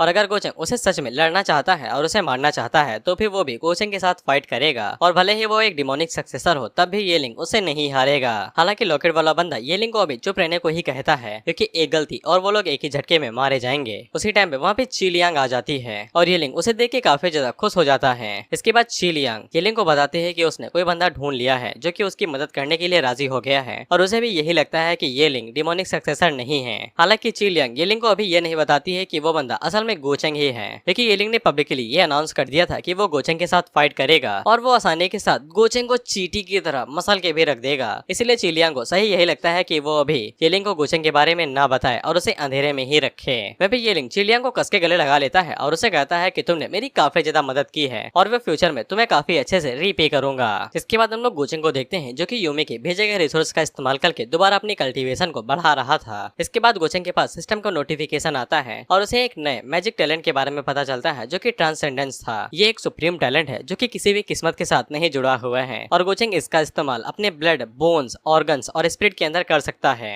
और इसकी वैल्यू 30,000 डायनेस्टी पॉइंट थी और इसका गोचंग इस्तेमाल एक बार में ही कर सकता है। अगर गोचंग यहाँ पे इसका इस्तेमाल करता है तो वो अपनी बॉडी की सभी बोन्स को दोइस्ट बोन के अंदर बदल सकता है। इसके बाद गोचंग उस आइटम को खरीद लेता है और हम लोग देखते हैं कि उसकी बॉडी हवा में उड़ने लगती है और अचानक से उसकी बॉडी के अंदर से कमाल का ऑरा बाहर निकलता है जो कि पूरे एरिया एरिया को ही कवर कर लेता है। वहीं पे गोचंग अपने मन के अंदर सोचता है कि ये चीज कोई ऐसी चीज है जो कि दुनिया के ऊपर राज करने के लिए बनाई गई है और गोचंग इसको सिर्फ उस टाइम पे ही मास्टर कर सकता है जब वो सेंट फेज पे होगा। लेकिन अभी गोचंग की कल्टीवेशन ऑलरेडी ही सॉल्टर सेंट स्टेज पे पहुंच चुकी है। खैर इसके बाद गोचंग बाहर की तरफ जाने लगता है क्योंकि अब वहाँ पे एशियंट इमॉर्टल कॉन्टिनेंट ओपन होने वाला था और हम लोग देखते हैं कि वहाँ का दरवाजा खुलता है जहाँ पे दोइस्ट पैलेस के सभी एल्डर्स खड़े हुए थे और हमें एल्डर से पता चलता है कि ये जगह काफी ज्यादा खतरनाक है जहाँ पे जो भी लोग जाएंगे तो फिर उन्हें दो चीजों का सामना करना ही पड़ेगा, या तो उन्हें अपॉर्चुनिटीज मिलेंगी या फिर मौत। अब ये उनके ऊपर डिपेंड करता है कि वो वहाँ से क्या लेके आते हैं। इसके बाद एल्डर ली सुई यंगन जनरेशन से कहते हैं कि जाओ और जाके तैयारी कर लो, 3 दिनों के अंदर वो लोग एशियन कॉन्टिनेंट के अंदर जाने वाले हैं। खैर इसके बाद हमें पता चलता है कि एशियन सिटी के अंदर सिर्फ वही लोग जा सकते हैं जो यंगन जनरेशन से होंगे, यानी कि एल्डर्स और ओल्डर जनरेशन के लोग अंदर नहीं जा सकते हैं। और ऊपर से ये लोग जिस जगह के अंदर जा रहे थे वहाँ पे अपने भी कुछ लोग रहते हैं, यानी कि वहाँ पे दोनों के बीच में टकराव होने वाला है। बेसिकली जिसके बम में होगा दम वही करेगा वहाँ पे हमदम, नहीं तो हो जाएगा उनका खेल खत्म। यंगन जनरेशन के बीच में हम लोग येलिंग को भी देखते हैं और इसने बस अपने गाल के ऊपर मस्से का दाना लगाया है और ये पूरा अपने आप को बदल लिया। और उसी टाइम पे वहाँ पे गोचंग और उसकी टीम के भी लोग आ जाते हैं, जैसे ये चंग के पसीने छूटने लगते हैं। वहीं पे गोचंग उसके तरफ मुस्कुराते हुए देख रहा था तो फिर येलिंग की सांसें अटकने लगती हैं और सोचता है कहीं इसने पहचान तो नहीं लिया। इस पे लॉकेट उसे कहता है कि चिंता काहे करते हो बे,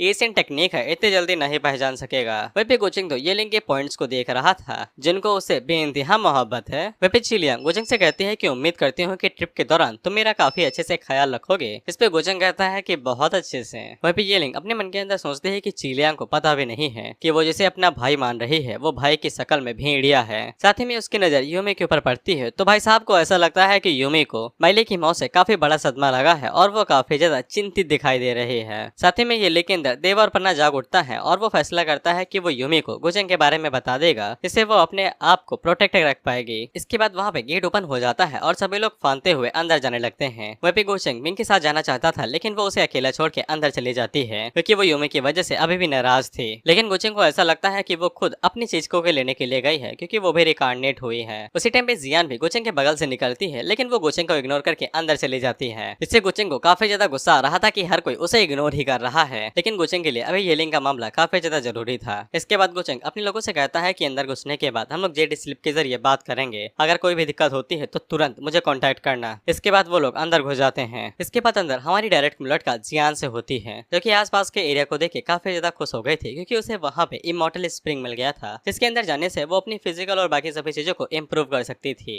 लेकिन उसी टाइम पे वहाँ पे कुछ अलग फंक्शन के लोग आ जाते हैं जो कि डायरेक्ट जियान के ऊपर ट्राई मारने की कोशिश करते हैं और जब जियान उन्हें भाव नहीं देती है तो फिर वो लोग जोर जबरदस्ती का इस्तेमाल करने लगते हैं। लेकिन जियान उनकी औकात से भी ज्यादा शक्तिशाली थी, इसलिए वो तेजी के साथ आगे बढ़ती है तो पहले 2 चेलों को मारती है जिसके बाद वो मालिक की तरफ आगे बढ़ के उसकी छाती को बीच से चीर देती है और साथ ही में जो सामान था वो भी कलेक्ट कर लेती है। गेम और रियल लाइफ के अंदर रूल नंबर 1 हमेशा काम आता है, लूट कभी मत छोड़ो। खैर जियान के जाने के बाद वहाँ पे उनकी सेट की तरफ से दूसरे लोग आते हैं। इसके बाद हमें पता चलता है कि ये लोग सीकिंग पैलेस की तरफ से थे और ये भी एक ताकतवर सेक्ट है, गोकुलैंड के लेवल का नहीं है। साथ ही में इन लोगों के साथ इनकी 7th प्रिंसेस भी थी और ये जो बंदा मारा गया है वो 7th प्रिंस का छोटा भाई था। वह 7th प्रिंसेस आगे से किसी तरह की टेक्निक का इस्तेमाल करती है तो फिर उसे पता चल जाता है कि उसके भाई को किसे मारना है। इसे भाई से कोई लेना देना नहीं है, बस सीकिंग पैलेस की इज्जत का सवाल है। जिसके बाद हम लोग ऊपर आसमान के अंदर फेंग फई और एक और बंदे को देखते हैं जो कि छुपा हुआ था और इन दोनों ने देख लिया था कि कैसे गोचुआंग की बहन ने इन लोगों को तेल लगा दिया। वह भी सीकिंग पैलेस भी काफी ज्यादा कमाल की जगह थी और जियान अकेले उनका मुकाबला नहीं कर सकती थी। लेकिन अभी गोचंग का कोई ज्यादा पता नहीं है कि वो जियान की मदद करेगा या नहीं। वहीं पे हम लोग गोचंग को देखते हैं जिसने अंदर आते ही जो सिटी के अंदर वाले लोग थे उनको पेलना शुरू कर दिया था। वहीं पे एक लड़की गोचंग के पास आती है और उसे बता देती है कि जियान ने सीकिंग पैलेस वाले लोगों को उंगली कर दी है और वो पूछती है क्या वो लोग मदद भिजवाएं, लेकिन गोचंग मना कर देता है और मन के अंदर सोचता है कि उस बुढ़े ने उसे काफी अच्छे से सिखाया होगा। वहीं पे यूमी गोचंग से पूछती है क्या हम लोग अलग हो सकते हैं। इस पे गोचंग उसे कहता है कि जाओ जाके अपना मिशन पूरा करो और जैसे ही उस कमीने के कॉन्टेक्ट में आना तो फिर मुझे बताना मत भूलना। इस पे यूमी आगे से कहती है कि वो अपना मिशन जरूर पूरा करेगी, ये लिंग के पास जा रही है उसे ढूंढने के लिए। खैर इसके बाद गोचंग इन लोगों से पूछता है कि बताओ भाई तुम लोग क्या करने के लिए राजी हो। जिसपे एक बंदा आगे से कहता है कि ये कमाल का लीडर है और ये उसे रास्ता दिखा देगा लगेगा। इस पे गोचंग बचे हुए उन दोनों से कहता है कि तुम्हारी कोई जरूरत नहीं है। इससे वो तीनों ही हैरान हो जाते हैं कि इसने तो घी में पड़ी हुई मक्खी की तरह बाहर निकाल के फेंक दिया जैसे ही काम निकल गया। फिर इसके बाद हम लोग गोचंग भाई साहब को देखते हैं जो कि अंदर आते ही तबाही मचाना शुरू कर देते हैं और वहाँ के जो पर्सनल लोग थे उन्हें एक एक करके भाई मारने पीटने लगते हैं। लिटरली ये कत्लेआम मचा रहा है। वहीं पे वो लोग गोचंग से पूछते हैं तू है कौन बे, जो कि हमारे एक्सटर्नल लैंड के ऊपर हमला करने के बारे में सोच रहा है। जिसपे गोचंग अपने वेपन को निकालता है और आगे की तरफ बढ़ते हुए कहता है क्या तुम मुझे रास्ता दिखाओगे या फिर यहीं पे मारे जाओगे।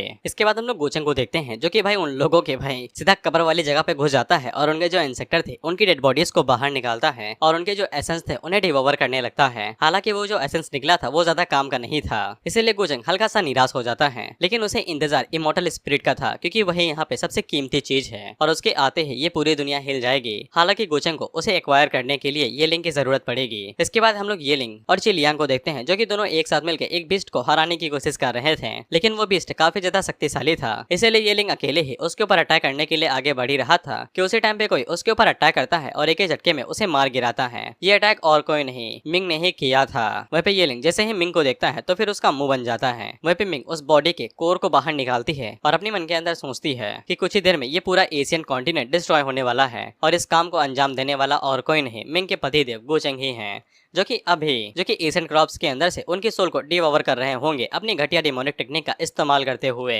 और जैसे ही वो अपनी कल्टीवेशन को पूरा कर लेगा तैसे ही वो यहाँ से निकल जाएगा। और वो अपने मन के अंदर सोचती है कि उम्मीद करती हूँ कि वो मेरे ऊपर ज्यादा ध्यान नहीं देगा जब तक वो येलिंग के साथ निपट नहीं लेता है। फिर चिलियांग आगे बढ़ती है और मिंग को शुक्रिया कहती है, जिसपे मिंग वहाँ से जाते हुए कहती है कि इन सब की जरूरत नहीं है, लेकिन तुम्हें येलिंग को अपनी टीम के अंदर छुपा के नहीं रखना चाहिए। इस पे चिलियांग आगे से कहती है कि ये गलतफहमी हुई होगी, ये येलिंग नहीं है। इतना कहने के बाद मिंग वहाँ से निकल जाती है। मिंग के जाने के बाद ही येलिंग को साइड से यूमी का ऑरा दिखाई देता है तो वो जल्दी से उस तरफ चला जाता है। फिर चिलियांग के जो भी सर्वेंट थे वो आगे से कहते हैं कि वो इतने टाइम से हमारे साथ था, लेकिन वो जैसे ही अंदर आया तो फिर वो तुरंत बिना कुछ कहे ही वहाँ से निकल गया। कितना कमीना है। मुझे तो शक हो रहा है कि यही असली डिमोनिक सक्सेसर है। फिर चिलियांग भी येलिंग के इस बर्ताव से बिल्कुल भी खुश नहीं थी। फिर हम लोग यूमी को देखते हैं जो कि परफेक्ट एक्टिंग कर रही थी मार खाने की, और जब वो बिस्ट यूमी के ऊपर अटैक करके उसके दिल को बाहर निकालने ही वाला था कि उसी टाइम पे वहाँ पे येलिंग आ जाता है। तो वो बंदा येलिंग को देख के वहाँ से तुरंत निकल लेता है और कहता है कि मैं तुझसे तो बाद में निपट लूंगा। वहीं पे यूमी खुश हो जाती है येलिंग को देख के क्योंकि उसका मिशन अब पूरा हो चुका है। इसके बाद यूमी आगे बढ़ती है और येलिंग को शुक्रिया कहती है। इस पे येलिंग पीछे मुड़ के बताता है कि वो येलिंग है, कोई और नहीं। वहीं पे यूमी येलिंग से कहती है कि अभी कई सारे कल्टीवेटर्स उसके खून के प्यासे पड़े हैं और उसने अपनी आइडेंटिटी को यूमी के सामने रिवील कर दिया है। क्या उसकी फटती नहीं है कि वो बाकी लोगों को इस बारे में बता सकती है। वहीं पे येलिंग तो इस टाइम पे भावी लवर बन चुका था और उसे कुछ भी दिखाई नहीं दे रहा था और वो आगे से यूमी से कहता है कि उसे तो इस बात की खुशी है कि वो काफी ज्यादा ठीक है। वहीं पे यूमी भी आगे से नौटंकी करते हुए कहती है कि उसे अच्छे से पता था कि येलिंग उन्हें कभी भी नुकसान नहीं पहुंचाएगा। इससे येलिंग के दिल के अंदर लड्डू फूटने लगते हैं। इसके बाद वो यूमी को गोचंग के बारे में बता देता है और उसे कहता है कि तुम उसे सावधानी रहो, मुझे पक्का यकीन है कि उसी ने मुझे इन सभी चीजों के अंदर फंसाया है। इसके बाद वो यूमी से कहता है कि हमें चिलियांग के क्लैन को ज्वाइन करना पड़ेगा क्योंकि जितने ज्यादा लोग होंगे उतनी जल्दी ही हमारी मूवमेंट बढ़ेगी। वहीं पे यूमी अपने मन के अंदर सोचती है कि तुम्हारा हर एक कदम गोचंग की एकदम परफेक्ट कैलकुलेशन के हिसाब से है, ना कि तुम उसका ब्लेम अपने सर के ऊपर लेने वाले हो, बल्कि तुम उसकी मदद ही करोगे कई सारी अपॉर्चुनिटीज को ढूंढने में। फिर इसके बाद हम लोग एक बहुत बड़ी अरे फॉर्मेशन को देखते हैं जिसका इस्तेमाल डायरेक्ट जियान के ऊपर होता है और हम लोग देखते हैं कि सीकिंग पैलेस वालों ने जिलियन को चारों तरफ से घेर लिया था। बेसिकली ये सोलो वर्सेस होल वर्ल्ड हो रहा था जहाँ पे सभी लोग एक एक करके जियान के ऊपर हमला कर रहे थे और बेशक जियान भले ही कितनी शक्तिशाली हो लेकिन वो इकट्ठा पावरफुल लोगों के साथ थोड़ी ना भिड़ सकती है, इसीलिए देखते ही देखते वो कमजोर होती जाती है और हारती जाती है। वहीं जियान इन सभी चीजों का जिम्मेदार गोचेंग को मान रही थी क्योंकि अगर वो गोचेंग को लेके गुस्सा ना होती तो वो कभी भी उन लोगों को इतनी जल्दी ना मारती। वहीं पे वो सेवंथ प्रिंसेस की तरफ देखते हुए सोचती है कि ये कमीने भी कम नहीं है, ये कई सारे लोगों का इस्तेमाल कर रही है बस मुझे हराने के लिए। वहीं पे जियान गोचेंग के बारे में सोचती है तो फिर उसे और भी ज्यादा गुस्सा आ जाता है। इसके बाद वो वहाँ पे अपनी दोइस्ट बोन को एक्टिवेट करती है और सामने की तरफ एक लाजवाब पंच मारती है तो फिर सामने की तरफ एक फोर्स का बहुत ज्यादा झटका जाता है जिससे वो तीनों ही जो अटैक करने के लिए आगे बढ़ रहे थे उनके भाई पसीने छूट जाते हैं और वो तीनों ही नीचे गिरते हैं। वहीं पे जियान ये वाला अटैक यूज करने की वजह से काफी ज्यादा थक चुकी थी, अब उसकी हालत खराब होने लगी थी। सेवंथ प्रिंसेस कहती है कि अब ये ज्यादा देर तक नहीं टिकेगी, हमला करते रहो। दरअसल ये लोग बाहर वाले हैं ना, इन्हें पता नहीं है कि जियान को सिर्फ गोचेंग ही bully कर सकता है और कोई नहीं। जिसके बाद जियान और उसके बगल में खड़े हुए मोटे से कहती है क्या तुम दोनों अटैक नहीं करोगे, वहीं से झांकते रहोगे। इस पे मोटा वाला बंदा कहता है कि इसका मुंह काफी ज्यादा चलता है, शायद से कैंची से काटना पड़ेगा। वहीं पे 2-3 लोग दोबारा जियान के ऊपर अटैक करने के लिए आगे बढ़ते हैं और साथ ही में वो मोटा वाला बंदा भी जो कि कहता है कि अब मैं इससे तुम्हारा खोपड़ा फोड़ दूंगा। जिसके बाद वो अपने बड़े से गदा के साथ जियान के ऊपर हमला करता है। तो फिर जियान आगे से अरे का इस्तेमाल करती है उसे ब्लॉक करने के लिए, लेकिन उसकी अरे टूट जाती है और वो नीचे की तरफ धड़ाम से गिरती है। तो फिर वो दोनों भी उसे मारने के लिए तेजी के साथ आगे बढ़ते हैं। वह जियान इसी चीज का इंतजार कर रहे थे, जिसके बाद वो दोबारा आगे से एक कमाल के टेक्निक का इस्तेमाल करती है और वो सामने की तरफ अपनी स्वॉर्ड एनर्जी को रिलीज करती है। तो फिर उसकी एनर्जी स्वॉर्ड में बदल जाती है, जो एक ही बार में उन तीनों के 3 टुकड़े कर देती है। साथ ही में वो स्वॉर्ड ऊपर की तरफ जाती है और उनकी जो अरे फॉर्मेशन थी सीकिंग पैलेस वालों की, वो भी डिस्ट्रॉय हो जाती है। वह जियान अपने मन के अंदर सोचती है कि अब यहाँ से भागने का मौका मिल चुका है। उसी टाइम पे प्रिंसेस आगे बढ़ती है जो कि जियान के ऊपर अटैक करती है। तो फिर जियान अपनी स्वॉर्ड की मदद से वो उसके अटैक को ब्लॉक करने लगती है, लेकिन जियान कमजोर होने की वजह से ज्यादा देर तक टिक नहीं पाती है और प्रिंसेस जियान के ऊपर एक जोरदार लात मार के उसे जमीन के ऊपर पटक देती है, जिससे वहाँ पे तगड़ा धमाका होता है। जिसके बाद वो अपने एक्वामैन वाले भाले को नीचे की तरफ फेंकती है, जो कि डायरेक्ट जियान की तरफ जाता है, लेकिन जियान सही मौके पे वहाँ से भाग जाती है। तो वो अटैक को डॉज कर लेती है। वह भी जियान को थोड़ा सा टाइम चाहिए था ताकि वो अपनी स्पिरिट एनर्जी को दोबारा एक्वायर कर सके, इसलिए वो आगे से 7th प्रिंसेस से कहती है कि तुम लोग किसी भी लायक नहीं हो, बस अपने पावरफुल कनेक्शन का इस्तेमाल करके दूसरों को बुली करने के अलावा। वह पे प्रिंसेस आगे से कहती है कि पावर के साथ बुली करना कितनी बेकार बात है, लेकिन ये सच में एकदम सच्चाई है। मेरी कल्टीवेशन तुमसे ज्यादा है तो मेरे पास अधिकार है तुम्हें बुली करने का। और तुमने तो सुना ही होगा, जो भी लोग मेरे पैलेस के साथ ऑफेंड होते हैं उनका अंत अच्छा नहीं होता है। जिसपे जियान आगे से कहती है कि तुम्हारे अंदर हिम्मत भी है कि तुम मुझे मार सको। जिसपे प्रिंसेस आगे से कहती है कि उसे पता है कि वो डोटियन पैलेस की फर्स्ट एल्डर की डिसाइपल है, लेकिन यहाँ पे कॉन्टिनेंट के अंदर उसे बचाने के लिए कोई भी नहीं आने वाला है, भले ही वो उसे चाहे मार दे। जिसपे जियान आगे से कहती है कि नहीं नहीं, मैं तो अपने भाई के बारे में बात कर रही हूँ और उसका नाम है गोचंग, जो कि यहाँ एशियन कॉन्टिनेंट के अंदर ही है। और अगर तुम मुझे छूती भी हो तो फिर वो तुम्हारी चमड़ी को उधेल देगा, तुम्हारी हड्डियों को चूरा बना के उन्हें हवा में उड़ा देगा।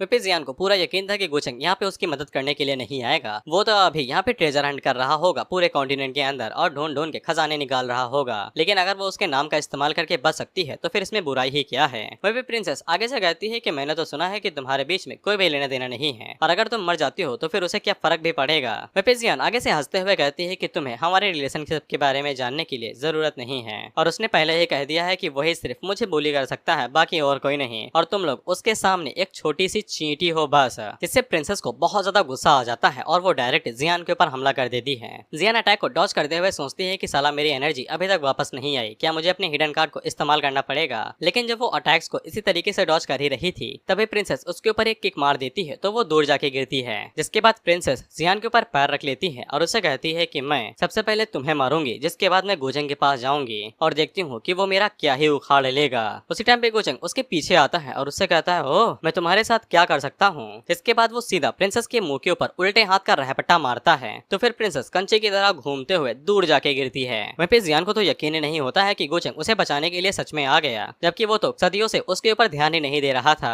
वहीं पे गोचंग उसकी तरफ मुस्कुराते हुए देख रहा था, तो फिर जियान को डर लगने लगता है कहीं उसने वो सभी बातें सुन तो नहीं ली जो मैं यहाँ पे फेंक रही थी। उसी टाइम पे भागते हुए प्रिंसेस के चेले उसके पास आते हैं, जो कि उसे पूछते हैं कि उनकी अरे तो डिस्ट्रॉय हो गई है, अब वो यहाँ पे क्या करेंगे। मैं भी प्रिंसेस गोचंग से कहती है कि मानती हूँ कि तुम शक्तिशाली हो, लेकिन ये मत सोचना कि तुम हमारी बेइज्जत कर सकते हो। ये लाइफ एंड डेथ का मामला है और मैं तुमसे कमजोर नहीं हूँ। मैं भी गोचंग उसके ऊपर ध्यान ही नहीं दे रहा था और वो जियान से पूछता है तुम्हारी चोटें कैसे हैं। जिसपे जियान आगे से कहती है कि ठीक ही है, लेकिन जब गोचंग उसे आग से इशारा करता है तो वो समझ जाती है। इसके बाद वो आगे से नौटंकी करने लगती है कि उसकी तो सारी हड्डियां टूट चुकी हैं और वो बुरी तरीके से घायल है और उसके पास तो चलने के लिए भी ताकत नहीं बची है और वो यहाँ पे अकेली थी और कोई भी तो उसकी लाश भी कलेक्ट करने के लिए नहीं आएगा। वह पे गोचंग सीकिंग पैलेस वाले लोगों से कहता है कि तुम लोगों ने तो हद पार कर दी है यार, तुमने इसकी सारी हड्डियां तोड़ दी, अब इसकी भरपाई तो तुम्हें करनी पड़ेगी। इस पे वो लोग आगे से चिल्लाते हुए कहते हैं कि ये झूठ बोल रही है, इसने पहले हमारे लोगों को मारा था। लेकिन गोचंग वहाँ पे कुछ भी नहीं सुनता है और अपनी पावर्स को रिलीज करना शुरू करता है, तो वो लोग काफी ज्यादा घबरा जाते हैं। हालांकि प्रिंसेस गोचंग से कहती है कि तुम्हें लगता है कि तुम अपने प्रेशर के साथ हमें डरा सकते हो, लेकिन गोचंग आगे से कहता है कि बिल्कुल मेरी कल्टीवेशन तुमसे ज्यादा है, तुम्हें जो चाहे वो कर सकता हूँ, तुम्हें जो करना है तुम कर लो, लेकिन मुझे बताओ कि तुम कैसे मरना चाहोगे। प्रिंसेस गोचंग से कहती है कि वो सच में एक लड़की के लिए उसके पूरे पैलेस के खिलाफ जाने वाला है। इस पे गोचंग कहता है कि तुम लोग मेरी बहन को बुली कर रहे थे, अब मैं तुम्हें कर रहा हूँ, तो फिर तुम्हें इससे दिक्कत होने लगी, ये किस तरह का लॉजिक है। वह जियान अपने मन के अंदर सोचती है कि गोचंग उसके लिए साइड ले रहा है और वो अपने मन के अंदर सोचती है कि अगर गोचंग इस इल्जाम को अपने सर के वर्ड ले रहा है तो फिर लेने दो, मैं यहाँ से खिसक लेती हूँ। वह सिस्टम के पास नोटिफिकेशन आता है कि जियान का माइंड उसके प्रति चेंज हो गया है। इसके बाद प्रिंसेस और उसका मोटा वाला बंदा आगे से चिल्लाने लगते हैं कि यही तो हमारे ऊपर पहले हमला की थी, इसने तो मेरे भाई को भी मार दिया है और इसने कई सारे सीकिंग पैलेस वाले लोगों को भी मारा है। इसमें जियान आगे से कहती है कि तुम लोग तो पहले मुझे मारना चाहता था और तुम मोटे वाले, तुमने तो ये भी कहा था कि तुम मेरी खोपड़ी फोड़ दोगे और उसके अंदर वाइन भर के पियोगे। इस पे गोचंग उसकी तरफ घूर के देखता है तो फिर वो काफी ज्यादा घबरा जाता है। इसके बाद गोचंग वहाँ पे किसी खास तरह की टेक्निक का इस्तेमाल करता है जिसे देख के प्रिंसेस काफी ज्यादा घबरा जाती है, जिससे वहाँ पे धुआं धुआं हो जाता है और गोचंग पलक झपकते ही उन लोगों के पीछे जाता है और उनकी साइड पे जो बंदा था उसकी एनर्जी को ही डायरेक्ट एब्जॉर्ब कर लेता है,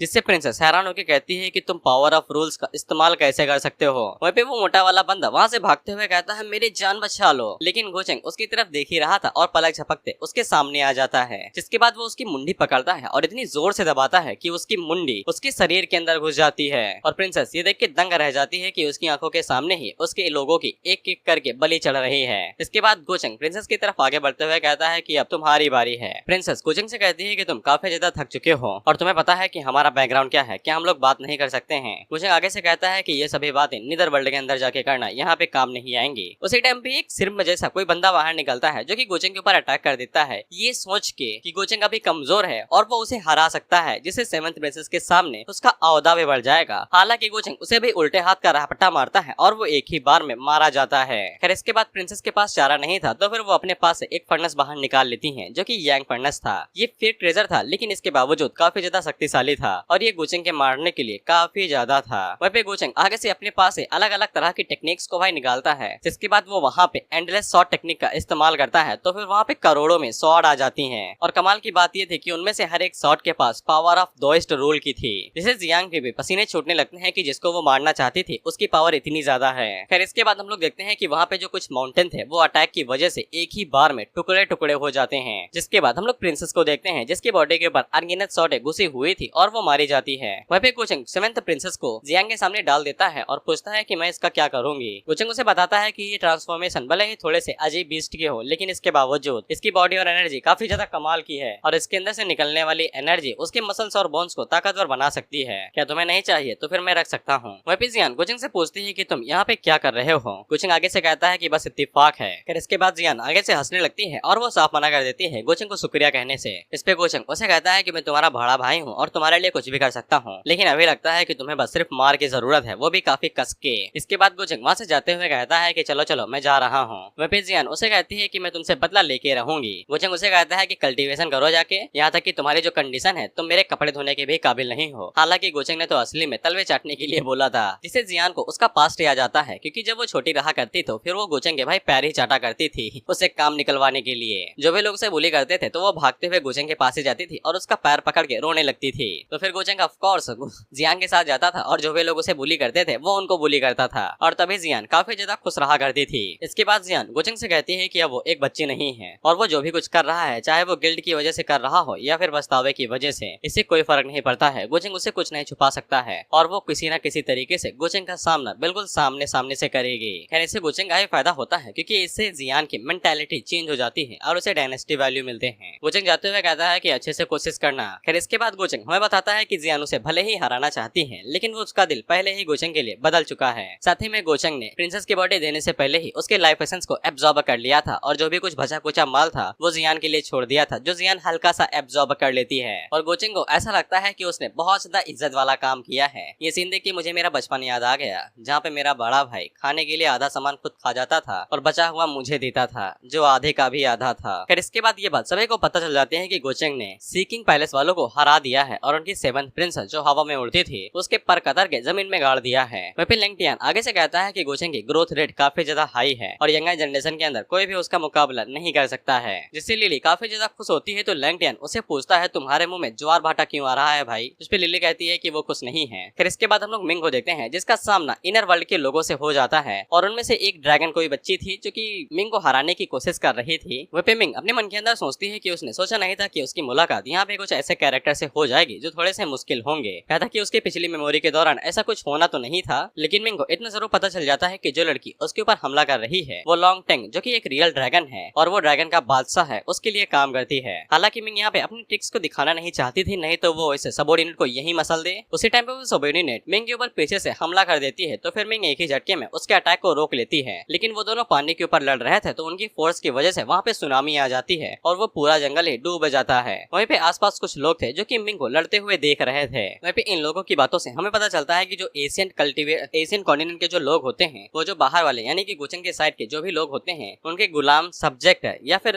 कोई काम वाले होते हैं उनके क्रिएटर के तौर पे। लेकिन कॉन्टिनेंट के अंदर उनकी स्पिरिट एनर्जी उनके मुकाबले में काफी ज्यादा हाई रहती है, इसलिए जो लोग भी यंगर जनरेशन की तरफ से वो उनका मुकाबला नहीं कर सकते हैं। और मिंग अभी जिस लड़की के खिलाफ लड़ाई कर रही है वो एक परफेक्ट एग्जाम्पल है। इसलिए इन लोगों को फ्यूचर में और भी ज्यादा चौकन्ना और सोच समझ के अपने कदम आगे बढ़ाने पड़ेंगे। वहीं पे वो लड़की मिंग से कहती है कि तुम मेरे लॉर्ड के लिए परफेक्ट हो और उन्हें हमेशा से ताकतवर वुमन ही चाहिए थी। हालांकि मिंग अपनी मन के अंदर सोचती है और वो हमें लॉन्ग टंग के पिछली लाइफ के बारे में बताती है कि वो पिछली लाइफ के अंदर एशियन कॉन्टिनेंट को तोड़ के हेवनली टेंट्स के अंदर आ चुका था, यानी कि अपर रियलम के अंदर, जहाँ पे उसने बेहिसाब मार काट मचाया और कई सारे लोगों को मार दिया। लेकिन अचानक से वो गायब हो गया। कई सारे लोग उसका आता पता ढूंढने की कोशिश कर रहे थे क्योंकि उसने कई सारे लोगों को भाई गुस्सा दिला दिया था। लेकिन उसकी दौत फॉरबिडन थी, किसी को नहीं पता था कि वो कहाँ है। लेकिन उसे मारने से पहले बेइंतहा टॉर्चर किया गया था। लेकिन हमारे मिंग को पता था कि ये काम उसके प्यारे फियांसे का ही है। उसके पास डिवॉवरिंग इमॉर्टल टेक्निक है जिसकी मदद से वो किसी को भी डिवॉवर कर सकता है। तो फिर वो लॉन्ग ट्रू ड्रैगन एसेंस को कैसे जाने दे सकता था। वहीं पे मिंग मुस्कुराते हुए अपने मन के अंदर सोचती है कि अगर मैं ये काम अपने पति को दे दूं तो कोई बुराई तो नहीं है। वैसे भी इन्हें खात्मा करने ही वाला है तो वो थोड़ा जल्दी कर देगा। और ऊपर से मिंग के सामने जो कैरेक्टर है वो उसके लिए एक्स्ट्रा एफर्ट के लिए वर्दी ही नहीं है। वो लड़की मिंग के मुस्कुराते हुए चेहरे को देख के कहती है कि ऐसा लगता है कि तुमने अपना इरादा बदल लिया है, क्या तुम मेरे मास्टर के स्लेव बनने के लिए रेडी हो। जिसपे मिंग आगे से कहती है कि शुक्र मनाओ कि ये बात मेरे पति ने नहीं सुने। इससे वो लड़की भी हैरान होती है। जिसके बाद मिंग उससे कहती है कि जाओ और जाके और अपने लॉर्ड को बता दो कि वो कभी भी मेरे फियांसे के सामने ना आए, नहीं तो वो उसे मार मार के केचुआ बना देगा। इससे उस लड़की को गुस्सा तो आता है लेकिन वो पीछे मुड़ जाती है और उसे कहती है कि मैं तुम्हारे फियांसे को पकड़ लूंगी और उसकी बॉडी कलेक्ट करूंगी, फिर देखती हूँ तुम कैसे इस तरह से मुस्कुराती हो। इसके बाद वो उड़ते हुए वहाँ से निकल जाती है। मिंग अपने मन के अंदर सोचती है कि तुम उसके सामने च्युइंगम की तरह हो, वो तुम्हें चबा के थूक भी देगा तो तुम्हें पता नहीं चलेगा। उसी टाइम पे मिंग के पास एक इन्फॉर्मेशन आती है कि गोचंग ने जियान को बचा लिया है। इसे वो हैरान होती है कि गोचंग उसकी मदद क्यों कर रहा है, क्योंकि पिछली लाइफ में गोचंग ने तो उसकी जान ले ली थी और उसे गोचंग की पिछली लाइफ और इस लाइफ के अंदर बहुत बड़ा ह्यूज डिफरेंस दिखाई दे रहा है और उसे कुछ भी समझ में नहीं आता है कि उसके एटीट्यूड को अचानक से हुआ क्या है। हालांकि वो अभी अपने मिशन के ऊपर ही ध्यान रखती है और वो गोचंग के बारे में और ज्यादा इन्फॉर्मेशन इकट्ठा करने के बारे में सोचती है गोचंग के फादर से। इसके बाद हम लोग येलिंग को देखते हैं जो कि एक पावरफुल सर्पेंट के साथ फाइट कर रहा था जो कि गॉड फॉल्स रियलम पे था और येलिंग काफी आसानी के साथ उसे हरा देता है, जिससे वो लोग येलिंग की तारीफ करने लगते हैं। वहीं पे लॉकेट वाला उसे कहता है कि तुम्हें इस तरह के छोटे मोटे कॉम्प्लीमेंट से खुश नहीं होना चाहिए, तुम एक लॉर्ड की रिकार्नेशन हो, तुम्हें तो डायरेक्ट रियोन के अंदर घुसना चाहिए और वहाँ की इनहेरिटेंस को अचीव करना चाहिए, लेकिन तुम यहाँ पे केचुए की तरह इन लोगों को साथ लेके चल रहे हो। इस पे येलिंग आगे से कहता है कि रियोन के अंदर खतरा अननोन है, अगर हम लोग थोड़ी सी मदद लेके चलते हैं इसमें क्या ही बुराई है। फिर इसके बाद चिलियंग और योमी येलिंग के पास आती हैं और उसे कहती हैं कि तुम रुक क्यों गए, तुम तो हमें रास्ता दिखा रहे थे ना। इस पे येलिंग उसे कहता है कि सामने की तरफ एक रियोन है जहाँ पे वो लोग जा रहा है और वहाँ पे कई सारी अपॉर्चुनिटीज हो सकती हैं, इसीलिए वो दोनों से पूछता है क्या तुम दोनों मेरे साथ आओगे। इस पे चिलियंग जाने के लिए मान जाते हैं और वो यूमी से पूछता है तो यूमी भी आगे से मान जाती है और चिलियंग को इसे काफी ज्यादा गुस्सा आ रहा था। वहीं पे हम लोग गोचेंग को देखते हैं जिसके पास वह इन्फॉर्मेशन आती है कि येलिंग भाई साहब अपनी अपॉर्चुनिटी को लेने के लिए जा रहे हैं, जिसपे गोचेंग आगे से कहता है कि अरे वाह मिठाई मिलने वाली है। इसके बाद हम लोग येलिंग को देखते हैं जो कि अपनी डेस्टिनेशन पे पहुंच जाता है। इसके बाद वो यूमी को लेके अंदर जाने लगता है तो फिर चिलियंग भी अंदर जाने की कोशिश करती है, लेकिन उसके जो सर्वेंट थे वो उसे रोक लेते हैं और आगे से बताते हैं कि उन्हें येलिंग के ऊपर शक हो रहा है कि वो उनसे कुछ तो छुपा रहा है, इसीलिए वो लोग चिलियंग को अंदर जाने नहीं देना चाहते थे। लेकिन चिलियंग को पता था कि येलिंग उसी का ही दोस्त है, इसीलिए उसे चिलियंग के ऊपर भरोसा था और वो अंदर जाने लगती है। वहीं पे वो दोनों अपने मन के अंदर सोचते हैं कि बस एक बार इसके इंटेंशन पता चल जाए फिर हम इसे इतना मारेंगे कि ये कभी सोच भी नहीं सकेगा। इसके बाद येलिंग, यूमी और चिलियंग तीनों एक साथ एशियन रियोन के अंदर जाने लगते हैं। वहीं पे हमें लॉकेट और येलिंग की बातों से ये भी पता चलता है कि रियोन के अंदर कुछ ऐसे लोग हो सकते हैं जो कि अभी भी जिंदा होंगे और अगर वो गोचेंग को येलिंग को उसका अपना डिसेंडेंट नहीं मानते हैं जिसकी वो लोग पूजा करते हैं तो फिर येलिंग के लिए थोड़ा सा मुश्किल हो सकता है। लेकिन येलिंग को कोई फर्क नहीं पड़ता था, अगर वो लोग उसे धोखा देते हैं तो फिर येलिंग उन्हें किसी तरीके से मना लेगा, फिर उसे चाहे छुरा ही उठाना पड़े। वहीं पे हम लोग रियोन के अंदर रहने वाले उन लोगों को देखते हैं जो कि येलिंग के बारे में ही बात कर रहे थे। इन्हें ऐसा लगता है कि हेवनली लॉर्ड ऑफ रिकॉर्डेशन वापस आ चुका है, इसे ये लोग सोचते हैं कि जो भविष्यवाणी सुनाई गई थी वो सच हो चुकी है। हालांकि इन लोगों की बातों से हमें ये पता चलता है कि ये लोग यहाँ पे काफी टाइम से ही हेवनली लॉर्ड की जो इनहेरिटेंस थे उसे प्रोटेक्ट करते आ रहे हैं और इन्हें ऐसा लगता है कि अगर ये लोग यहाँ पे आ जाता है तो वो उन लोगों से वो सारी इनहेरिटेंस लेके चला जाएगा जिसको ये लोग सदियों से गार्ड करते आ रहे हैं और ये लोग उस इनहेरिटेंस को ले भी नहीं सकते हैं क्योंकि ये लोग दरवाजा ही नहीं खोल पा रहे हैं और इन्हें ऐसा लगता है कि दरवाजा खोलने की चाबी जरूर उनका सक्सेसर होगा। इसलिए उनमें से जो एक लीडर था जो कि इन लोगों को बुलाया था, वो उन लोगों से कहता है कि बाहर से जो लोग यहाँ पे आए हैं उनकी स्ट्रेंथ फाल्स गॉड रियलम से ज्यादा नहीं है, इसलिए अगर हम लोग उस इनहेरिटेंस को बचाना चाहते हैं तो फिर हमें डायरेक्टली उसे मारना ही पड़ेगा। इसके बाद वो औरत जिसने इन लोगों को बुलाया था वो उनसे कहती है कि बाहर वाले लोगों के ऊपर नजर रखो, अगर कुछ भी अजीब होता है तो उन्हें तुरंत ही मार देना, हम लोग इसे गलती से भी जाने नहीं दे सकते हैं। जिसके बाद हम लोग येलिंग और बाकी लोगों को देखते हैं जो कि रियून के अंदर आ रहे थे, और उसी टाइम पे वो उन 5 लोगों को देखते हैं जो कि हथियार लेके बाहर वाले लोगों को मारने के लिए जा रहे थे। वहीं पे येलिंग लॉकेट से पूछता है कि ये सभी लोग अचानक से बाहर क्यों निकल रहे हैं। इस पे लॉकेट उसे कहता है कि शायद ये लोग तुम्हारे लिए हो सकते हैं, और लॉकेट उसे कहता है कि घबराओ नहीं, शायद से ये सिचुएशन कुछ ज्यादा ही अननोन है और शायद से हेवनली लॉर्ड तुम्हें टेस्ट करना चाहते होंगे। इस पे येलिंग आगे से कहता है कि कितने टेस्ट दूंगा, क्या वो मेरे लिए कुछ छोड़ के भी गए हैं कि बस मैं वो लोगों से बेइज्जत ही होता रहूंगा। वहीं पे यूमी को भी पता चल जाता है कि जो लोग उड़ते हुए गए हैं वो लोग येलिंग के ही पीछे हैं। हालांकि लॉकेट भाई साहब येलिंग से यही कहते हैं कि उसे जितनी जल्दी हो सके उतनी जल्दी कीव के पास जाना चाहिए जो उसके लिए लॉर्ड छोड़ के गए हैं, उसे के अंदर उसे कुछ मिल सकता है जिनकी मदद से वो उन लोगों का सामना कर पाएगा। वहीं पे यूमी काफी ज्यादा घबराई हुई थी उन लोगों को देख के। येलिंग उसे कहता है कि उसे चिंता करने की जरूरत नहीं है, वो उसे प्रोटेक्ट करेगा। वहीं पे यूमी और येलिंग को चमी होते हुए देख के चिलियांग को काफी ज्यादा गुस्सा आ रहा था। इसी बीच हम लोग गोचेंग को देखते हैं जो कि रियोन के पास आ चुका था, लेकिन वो केव के अंदर नहीं गया था, आसपास के इलाके को ही ढूंढ रहा था और वहाँ पे कुछ काम की चीजें ढूंढ रहा था। हालांकि गोचेंग को वहाँ पे कुछ भी खास नहीं मिलता है, लेकिन वो वहाँ के गार्ड्स की भाई चड्डियां गीली कर देता है। क्योंकि गोचेंग को पता था कि यहाँ के जो गार्ड्स हैं वो येलिंग का पीछा कर रहे हैं उसको कस के पटकने के लिए, और उसी टाइम पे उसे वो लोग दिखाई भी दे जाते हैं जो कि येलिंग को ही ढूंढ रहे थे। वहीं पे गोचेंग उनके चेहरे को देख के पता लग जाता है कि ये लोग अभी तक येलिंग का पता नहीं लगा पाए हैं कि ये लोग कहाँ पे गए हैं। उसी टाइम में गोचेंग के सामने एक लड़की आके गिरती है जो कि ये कह रहे थे कि उसे जैसे ही सक्सेसर मिल जाएगा तो फिर वो उसकी चमड़ी उधेल देगी। गोचेंग उसकी बातों को देख के हैरान होता है, लेकिन बाद में उसे समझ में आ सकता है कि वो क्या करेगा। इसके बाद गोचेंग उसके कंधे के ऊपर हाथ रखता है और उससे कहता है चुप रहना, नहीं तो दर्दनाक मौत मारी जाओगी। इसके बाद वो उस लड़की को अपने इनर वर्ल्ड के अंदर खींच ले जाता है। वो लड़की जैसे ही इनर वर्ल्ड के अंदर आती है तो फिर वो नीचे की तरफ धड़ाम से गिरने लगती है, लेकिन गोचेंग उसे पकड़ लेता है और उसे कहता है कि तुम्हारा स्वागत है मेरे वर्ल्ड के अंदर। वो लड़की ये चीज देख के हैरान हो जाती है कि गोचेंग के पास उसकी ही एक अलग दुनिया है, और वो गोचेंग से पूछती है कि तुम हो कौन, मुझे कुछ भी समझ में नहीं आ रहा है। लेकिन उसे एक चीज जरूर समझ में आ जाती है और वो होता है घुटने टेकना। इसके बाद वो गोचेंग के सामने झुक जाती है और पूंछ हिलाते हुए उसे कहती है कि बस मुझे मारना नहीं, वो गोचेंग के साथ पूरी तरीके से कोऑपरेट करेगी। इस पे गोचेंग उसे कहता है कोई जरूरत नहीं है, मैं सब कुछ अपने हाथों से ही करना पसंद करता हूँ। इसके बाद वो उस लड़की के हाथों सर के ऊपर हाथ रखता है और उसकी मेमोरीज खंगालने लगता है। इसके जरिए उसे सब कुछ पता लग जाता है कि ये जो गार्ड्स हैं वो कभी भी सगे नहीं रहे हैं, अब इन्हें भाई चाहिए फुल इज्जत, और ऊपर से जो स्लेव सील है इसको 5 ग्रेट सेक्ट अभी तक गार्ड करते हुए आ रहे हैं, उसको सिंगरली ब्लैक ईगल क्लैन के द्वारा कंट्रोल किया जा रहा है। आमतौर पे जो ये स्लेव सील है इसकी मदद से ही जो लॉर्ड होगा वो इन 5 क्लैन को कंट्रोल कर रहा होगा, और अभी ये slave direct black eagle clan के अंदर है, तो वो लोग इसकी मदद से इन लोगों को कंट्रोल कर सकते हैं या फिर कुछ होगा। इन्फॉर्मेशन ऑथर कहा देता है पूरी। इसके बाद गोचेंग उस लड़की को छोड़ देता है क्योंकि उसे इन्फॉर्मेशन मिल चुकी थी, अब इसका क्या होगा मुझे नहीं पता है। वह भी गोचेंग को नहीं पता था कि येलिंग को कितना टाइम लगेगा लॉर्ड की केव के अंदर घुसने में, तब तक शायद से उसे ब्लैक ईगल क्लैन के ऊपर ही थोड़ी सी मस्ती कर लेनी चाहिए। और साथ ही में गोचेंग यहाँ पे एक स्पेशल टेक्निक का इस्तेमाल करने वाला था जिसका नाम था secret mind technique, dividing spell, जिसकी मदद से वो इन लोगों को कंट्रोल कर सकता था। खैर इसके बाद हम उन 5 क्लैन के यंग मास्टर्स को देखते हैं जो आपस में बात कर रहे थे कि आउटसाइड वर्ल्ड से जो लोग आए हैं उनकी स्ट्रेंथ साला कुछ नहीं है, अगर यहाँ पे दोनों वर्ल्ड्स के बीच में कोई अग्रीमेंट ना हुआ होता तो हम भी लोग बाहर जा सकते थे और उन्हें केचुओं की तरह मसल सकते थे। इस पे ब्लैक ईगल क्लैन का जो यंग मास्टर था वो आगे से कहता है कि तुम ऐसा कुछ भी नहीं कर सकते हो, हेवनली रियलम का बॉडीगार्ड मेरे ग्रैंडफादर ने भेजा है जो हमारे ऊपर नजर रख रहा है, क्योंकि इन सभी चीजों का रिश्ता हमारे क्लैन के फीड से जुड़ा हुआ है। उसी टाइम पे किसी क्लैन का यंग मास्टर ईगल क्लैन वाले यंग मास्टर से कहता है तुम्हें तो खुश होना चाहिए क्योंकि तुम्हारे पास एक कमाल की बड़ी बहन है, और अगर ये पूरी दुनिया इधर की उधर हो जाती है लेकिन वो फिर भी तुम्हारे साथ खड़ी रहेगी, हेमिंग। इस पे हेमिंग उसे कहता है तुम्हारा मतलब क्या है, तो वो बंदा आगे से कहता है कि तुम्हारे ग्रैंडफादर क्लैन के एल्डर हैं, तुम्हारी बड़ी बहन जिसके पास एक्स्ट्रा ऑर्डिनरी टैलेंट है, और तुम दोनों ही एक ऐसे पावर हाउस से आते हो जो कि हेवनली गॉड रियलम पे है, और तुम जहाँ चाहे वहाँ पे जा सकते हो,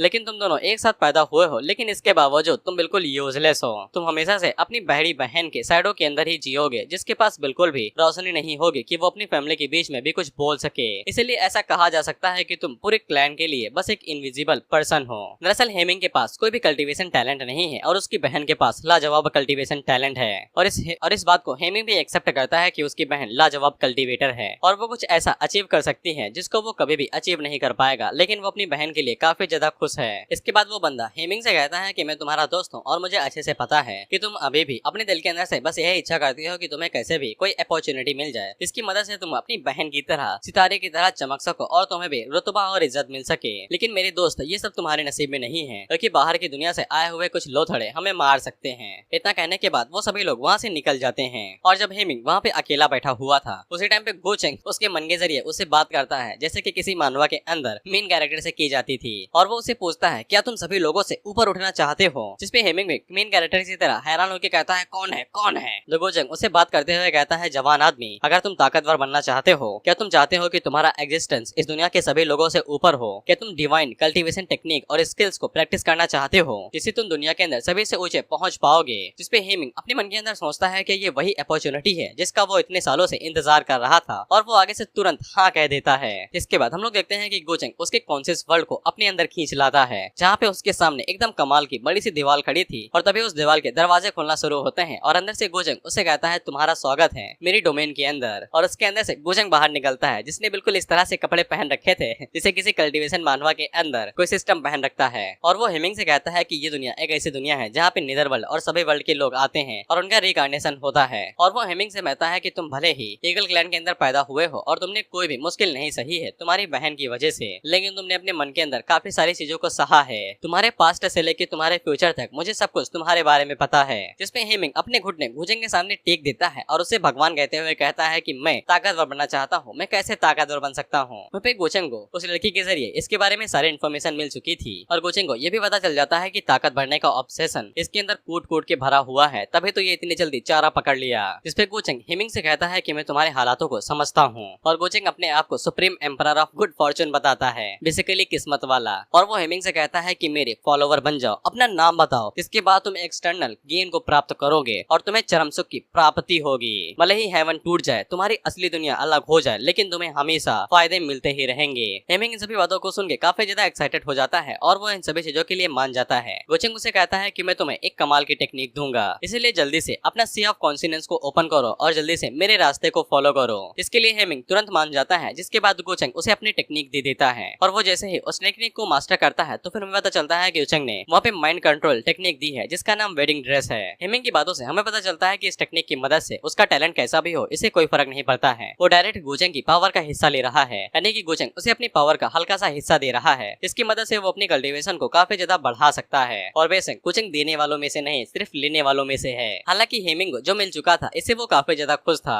वहीं पे गो चेंग भी आगे से काफी ज्यादा खुश था क्योंकि इसने वो टेक्निक ले ली है और सीड पहले ही प्लांट हो चुका है। अब ये जैसे जैसे अपनी पावर को बढ़ाएगा वैसे वैसे उसकी पावर भी बढ़ती जाएंगी। वहीं पे हेमिंग आगे से चिल्लाने लगता है कि उसे तो डिवाइन आर्ट मिल गई है, अब उसे कोई भी लूजर की तरह नहीं देखेगा। गो चेंग अपने मन के अंदर सोचता है कि बिना किसी चीज के पावर का मिलना काफी ज्यादा कमाल की चीज होती है और कोई भी इसे रजिस्ट नहीं कर पाता है। मैंने बस तुम्हें हल्की सी उम्मीद दी है, इसकी मदद से तुम अपनी काली परछाई को अब पीछे छोड़ सकते हो। वहीं पे गो चेंग जब ऐसा कांड करता है तो फिर उसे ऐसी फीलिंग आती है कि जैसे उसने सन ऑफ फेट को बना दिया है। अब हेमिंग की मदद से उसे ईगल क्लैन को कंट्रोल करने में ज्यादा दिक्कत नहीं होगी। इसके बाद वो पांचों ग्रेट क्लैन्स को भी कंट्रोल कर सकता है और ये मामला उसके लिए काफी ज्यादा कमाल का है। इसके बाद गो चेंग वहाँ से निकल जाता है और हेमिंग भी अपनी रियल वर्ल्ड के अंदर आ जाता है। फिर इसके बाद हेमिंग तुरंत उस टेक्निक को प्रैक्टिस करना शुरू करता है और उसे ऐसा लगता है कि अब वो पांचों क्लैन के अंदर कमाल का ताकतवर बंदा बनेगा। फिर इसके बाद हम लोग ड्रैगन क्लैन के लॉन्ग को देखते हैं, जो कि पत्थरों को तोड़ते हुए अपने फॉलोअर्स के सामने आता है, जहाँ पे वो उसके फॉलोअर्स उसके सामने झर झुका के उसे ग्रीटिंग करते हैं और वो उन लोगों से पूछता है कि जो मैंने काम दिया था वो कैसा चल रहा है। जिसपे उसकी बहन उसे बताती है कि उन लोगों ने आउटसाइड वर्ल्ड से जितनी खूबसूरत औरतें थी उन्हें पकड़ लिया है, लेकिन उन्हें एक ऐसी औरत मिली है जिसका टैलेंट एक्स्ट्रा ऑर्डिनरी है और वो काफी ज्यादा खूबसूरत भी है। इसके बाद उसकी बहन वहाँ पे किसी डिवाइस के जरिए उसे म्यूकिंग की शक्ल दिखाती है, जहाँ पे मिंग को देख के लॉन्ग के मुंह से पानी टपकने लगता है और आगे से कहता है कि मैंने अपनी बहन से यह उम्मीद की थी। लेकिन उसकी बहन अपने बड़े भाई को गो चेंग के बारे में बताती है कि उसका फियांसे कमाल की फैमिली गो फैमिली से आता है और वो डॉटियन इमॉर्टल पैलेस का सक्सेसर भी है और उसे बाहरी दुनिया के अंदर रियल इमॉर्टल माना जाता है। लेकिन लॉन्ग को इससे घंटा फर्क नहीं पड़ता था, वो अभी भी गो चेंग को एकदम चूहा समझ रहा था और वो आगे से कहता है कि अगर वो मुझे रोकने की कोशिश करेगा तो फिर मैं उसकी फियांसे के सामने ही उसे चीर के रख दूंगा। खैर इसके बाद हम लोग एक जगह पे कई सारे लोगों को इकट्ठा होते हुए देखते हैं, क्योंकि लॉन्ग ने यहाँ पे अनाउंस कर दिया था कि वो गो चेंग को मसलने वाला है, इसीलिए ये सभी लोग यहाँ पे इकट्ठा हुए थे ये देखने के लिए कि कौन जीतने वाला है। वहीं पे गो चेंग ने पहले ही लॉन्ग के जो भी सबोर्डिनेट्स थे उन लोगों को पकड़ लिया है, इसलिए इन्हें पक्का यकीन था कि यहाँ पे तो मार धाड़ पक्का होने वाली है। बस इन्हें इस बात का इंतजार था कि जीतेगा कौन। गो चेंग भी शक्तिशाली है और लॉन्ग भी शक्तिशाली है। वहीं पे लिली अपने भाई से पूछती है क्या सच में लॉन्ग गो चेंग को हरा सकता है। इस पे लॉन्ग टियन आगे से बताता है कि जब वो यहाँ पे आया था तब उसने लॉन्ग के बारे में सुना था कि उसकी ताकत सच में बहुत ज्यादा कमाल की है और वो गो चेंग को काफी ज्यादा फोर्स कर सकता है। अगर वो दोनों लड़ते हैं तो फिर उन्हें बहुत ज्यादा कमाल का शो देखने के लिए मिलेगा और साथ ही में वो लोग गोचेंग की असली ताकत का भी सामना कर पाएंगे। इसके बाद हम लोग मिंग को देखते हैं और उसके हाथों में हम लोग एक इमॉर्टल स्पिरिट फ्रूट को देखते हैं जिसके अंदर इमॉर्टल स्पिरिट का ऑरा है। इसकी मदद से मिंग बड़ी आसानी के तहत फॉल्स गॉड रियलम के अंदर जा सकती है। जिसके बाद वो अपने लोगों से गोचेंग के बारे में पूछती है तो वो लोग बताते हैं कि उन्हें नहीं पता है कि गोचेंग अभी क्या कर रहा है। वह पे मिंग को पता था कि उनके पतिदेव इसी समय सिर्फ ग्रेव क्रॉप्स के अंदर होंगे जहाँ पे वो लाशों को निकाल के उन्हें एब्जॉर्ब कर रहे होंगे कल्टीवेशन को बढ़ाने के लिए। हालांकि मिंग इसी बारे में सोचती है कि अब तक गोचेंग का सामना लॉन्ग से नहीं होना था, लेकिन गोचेंग इस बार मिंग की वजह से उसका सामना जल्दी करने वाला है। और सबसे कमाल की बात यह है कि लॉन्ग की साइड वाले अभी भी गोचेंग के बारे में नहीं मिंग के बारे में सोच रहे हैं। वह भी मिंग अपने मन के अंदर सोचती है कि अगर मेरे पति को ये पता चल जाता है कि मैंने ही उसे फंसाया है तो फिर उसके पास बाहर आने के अलावा और कोई भी रास्ता नहीं होगा। इसके बाद हम लोग जियान के तोते को देखते हैं जो कि उड़ते हुए उसके पास जाता है और उसे सभी चीजों के बारे में बताता है। वह पे जियान भी आगे से कहती है कि उसने कभी सोचा भी नहीं था कि गोचेंग जैसे विलन के लिए भी इस तरह के दिन आ जाएंगे कि कोई उसे बैटल के लिए चैलेंज करेगा। वहीं पे हमें पता चलता है कि मिंग यहाँ पे वहीं पे जियान से हमें पता चलता है कि वो यहाँ पे 8 होली केला के लिए बैठे हुए हैं जो कि पकने वाले हैं और हम लोग उसके सामने केले का पेड़ भी देखते हैं। वहीं पे जियान को पता था कि गोचेंग काफी ज्यादा शक्तिशाली है, लेकिन लॉन्ग भी गॉड रियलम पे जाने वाला है और शायद से वो गोचेंग के लिए परेशानी खड़ी कर सकता है। वहीं पे हम लोग इन तीनों बंदरों को देखते हैं जो कि भाई जियान को देख के बिल्कुल भी खुश नहीं थे, क्योंकि इन्हें पता था कि ये यहाँ पे केले के लिए ही बैठी है और वो तीनों गुस्से में जियान को ही घूरे जा रहे थे, खासकर ये वाला जो अपना पिछवाड़ा खुजा रहा है। वहीं पे जियान अपने मन के अंदर सोचते हैं कि अगर गोचेंग सच में पीट दिया गया तो फिर मजा ही आ जाएगा। इस पे उसका तोता उसे कहता है कि चलो देखते हैं। इस पे जियान भी कहती है कि हाँ चलो चल के देखते हैं, उसको मार खाते हुए देख के मजा आएगा। इसके बाद हम लोग हीमिंग को देखते हैं जो कि बहुत ज्यादा खुश था क्योंकि उसने टेक्निक को प्रैक्टिस कर लिया था और उसी टाइम पे वहाँ पे उसकी बड़ी बहन आती है जो उससे पूछती है कितना गला फाड़ के क्यों हंस रहे हो, क्या कोई परेशानी हो गई है। तो फिर हीमिंग जल्दी से जाता है और दरवाजा बंद करके अपनी बहन से कहता है कि उसे कुछ कमाल का मिला है। उसकी बहन उससे कहती है कि बस तुम कोई परेशानी न खड़ी करो, मैं उसी से बहुत ज्यादा खुश हूँ। इसके बाद मिंग आगे बढ़ता है और गोचेंग की टेक्निक उसे दिखाता है तो उसकी बहन ये देख के हैरान हो जाती है कि इस नमूने के हाथों में डिवाइन एशियन टेक्निक लग गई है और वो अपने भाई से पूछती है कि तुम्हें ये टेक्निक मिली कहाँ से। जिसपे हीमिंग आगे से कहता है कि बस मिल गई, ज्यादा मत सोचो और इसका इस्तेमाल कर लो और तुम इसे एल्डर और बाकी लोगों को भी दे सकती हो। इस पे हीमिंग की बहन उसे कहती है कि ये बड़ी कमाल की बात है कि तुम्हें इस तरह की चीज मिल गई है और तुम ये क्लैन को देना चाहते हो। इस पे हीमिंग आगे से कहता है कि ये बहुत ज्यादा कमाल की चीज है और उसके पास कोई कल्टीवेशन नहीं है, ना ही कोई अच्छा टैलेंट है। अगर ये टेक्निक उसके साथ रहती है तो वेस्ट ही हो जाती है। इसके अलावा अगर वो टेक्निक क्लैन को दे देता है तो इससे वो लोग अपनी ताकत को बढ़ा सकते हैं, जिससे उनकी सेकंड जनरेशन थोड़ी सी और अच्छी लाइफ जी सकती है। हीमिंग की बहन उसे कहती है कि तुमने बहुत ज्यादा कमाल का काम किया है इतने सालों तक सफर करने के बावजूद, लेकिन तुम चिंता ना करो, मैं ग्रैंडफादर और फादर को बता दूंगी कि तुम इन सभी चीजों के लायक हो और तुम्हें क्लैन की तरफ से पूरा क्रेडिट मिलेगा। वह भी हीमिंग इतना ज्यादा दिलदार नहीं था, इसका प्लान भी वही गोचेंग वाला ही था कि जैसे ही क्लैन के सभी लोग टेक्निक को प्रैक्टिस कर लेंगे तो वो लोग हीमिंग के कब्जे के अंदर आ जाएंगे और हीमिंग इन सभी चीजों के लिए गोचेंग को शुक्रिया कहता है। वहीं पे गोचेंग हीमिंग के काम से काफी ज्यादा खुश था क्योंकि उसने सोचा था कि इसमें थोड़ा सा टाइम लगेगा, लेकिन हीमिंग तो लालच के चक्कर में इन सभी चीजों को काफी ज्यादा जल्दी कर रहा है। वहीं पे गोचेंग अपनी फियांसे और जियान के बारे में सोचता है कि इन लोगों के बवाल की वजह से मुझे थोड़ा सा टाइम लग रहा है, लेकिन क्या करूं, उनका ही तो हूं, तो फिर काम करना ही पड़ेगा।